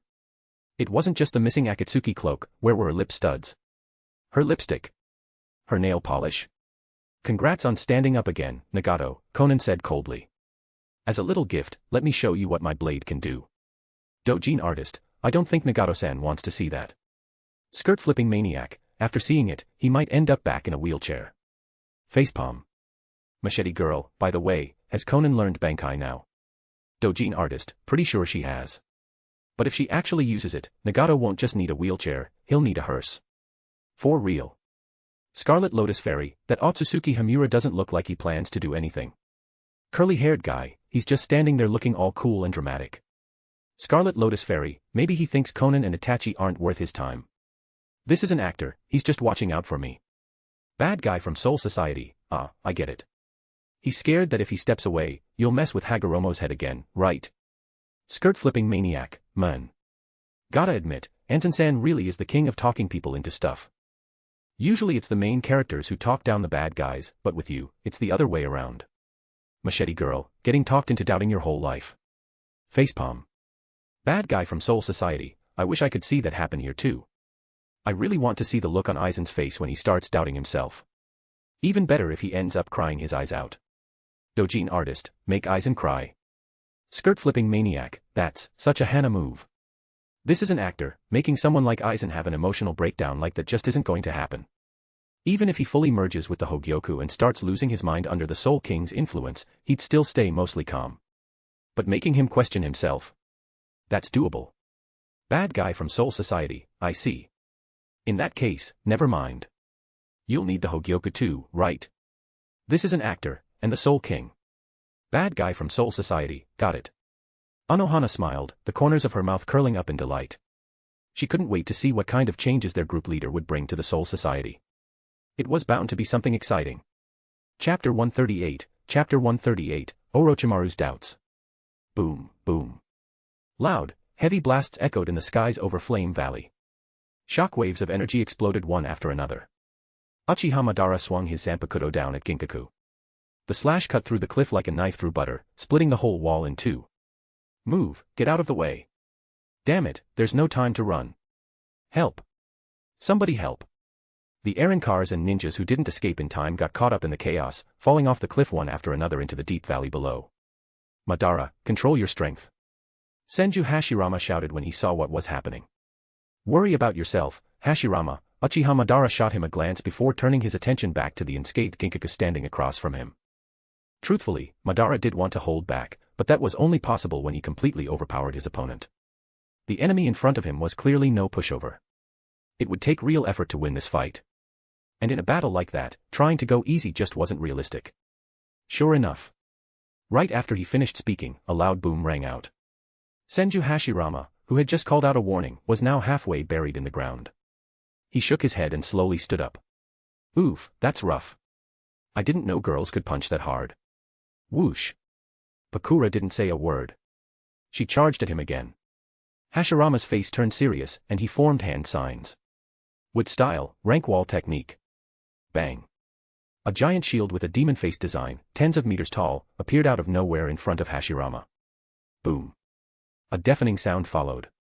Pakura's punch smashed a massive dent into the surface of the shield, with cracks spreading out like a spider web. Humph, that's one powerful hit. Uchiha Madara watched everything unfold with interest. A smile crept onto his face. Kid, you're strong too. Hashirama's rank wall technique, back in the day, not even a full-powered slash from Madara's armored Susanoo could break it. And now a small girl like Pakura had nearly destroyed it with one punch. Scary. These Eren cars created by Aizen were seriously terrifying. But Madara wasn't upset. If anything, he was excited. It had been a long time since he'd met someone strong enough to make him fight seriously. Pakura is stronger than me, Ginkaku said, pointing at the number marked on his left shoulder. I'm number 6. She's number 4. Oh. That's kind of disappointing, Madara said, gripping his sword with a grin on his face. Well, I think you should be glad, Ginkaku said calmly as he drew his Zanpakuto from his waist. Facing someone as weak as me might be the only reason you'll survive today. Whoosh. He suddenly flashed forward, appearing right above Madara's head. His blade came crashing down from above. Boom. The whole place shook. The earth trembled as the cliffside shattered like tofu, clouds of dust shooting up into the air. These Arankars really are monsters, said Hyuga Hayashi from 100 meters away, his face serious. He took a sharp breath. Makes you wonder how strong Aizen really is. I doubt it's something we could even understand, said Uchiha Fugaku, who had activated his Susanoo. He swung his sword, cutting down an Arankar, then looked up into the sky. You're worried about Itachi? Hayashi followed his gaze, spotting the young figure fighting Danzo in midair. No. He's grown now. Fugaku looked away and shook his head slightly. He still didn't know why Itachi had followed Aizen and turned against the ninja world. He had been furious at first, feeling like the Uchiha clan had been shamed. But now, looking at the determination in Itachi's eyes, something inside him shifted. His son had found his own beliefs and chosen his own path. Boom. As the two spoke, a loud crash suddenly came from the side. Hayashi and Fugaku looked up. From the cloud of dust, a tattered Ginkaku was sent flying backward, slamming hard into the ground. Whoosh, whoosh. Two more figures followed close behind, Yakushi Kabuto in a red cloak, and Tsunade in a sleeveless battle outfit. Ha ha ha. Ginkaku got up from the ground, bruised and beaten, but grinning like a madman. Not bad, you two. You actually managed to mess me up this bad. You should be proud. Thanks for the compliment, Kabuto said with a light chuckle, adjusting his glasses. But as one of the Espada, you're a bit less impressive than I thought. Before he could finish, his eyes suddenly narrowed, and he dodged quickly to the right. Slash. A flash of a blade skimmed past him, swinging forward. With a splatter, the slash hit Ginkaku straight on, cutting from his left chest down to his stomach, leaving a deep wound that exposed bone. Blood sprayed out. Thud. Ginkaku's eyes went wide as he fell to his knees. At that moment, everyone finally turned to look at the attacker behind Yakushi Kabuto. He was wearing a dark brown kimono and holding a zanpakuto. His face was covered by a pale bone mask, shaped like a demon. Orochimaru. Tsunade recognized him right away just from his figure. Long time no see, Tsunade. Orochimaru reached up and wiped his hand across his face. The mask vanished instantly. Looks like both Orochimaru-sama and Danzo-sama have finished holification, Kabuto said with a satisfied smile. Congrats to both of you. It's thanks to you, Kabuto. Orochimaru looked at him with a strange expression. If it weren't for that strike you landed on me filled with enough spiritual energy, I probably wouldn't have gone through holification so smoothly. Oh. So that slash just now was your way of returning the favor? No, I was just curious.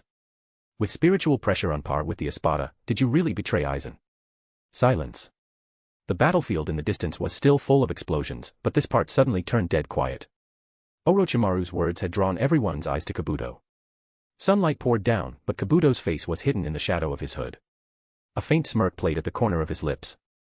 Your sense for things has really improved, Orochimaru-sama.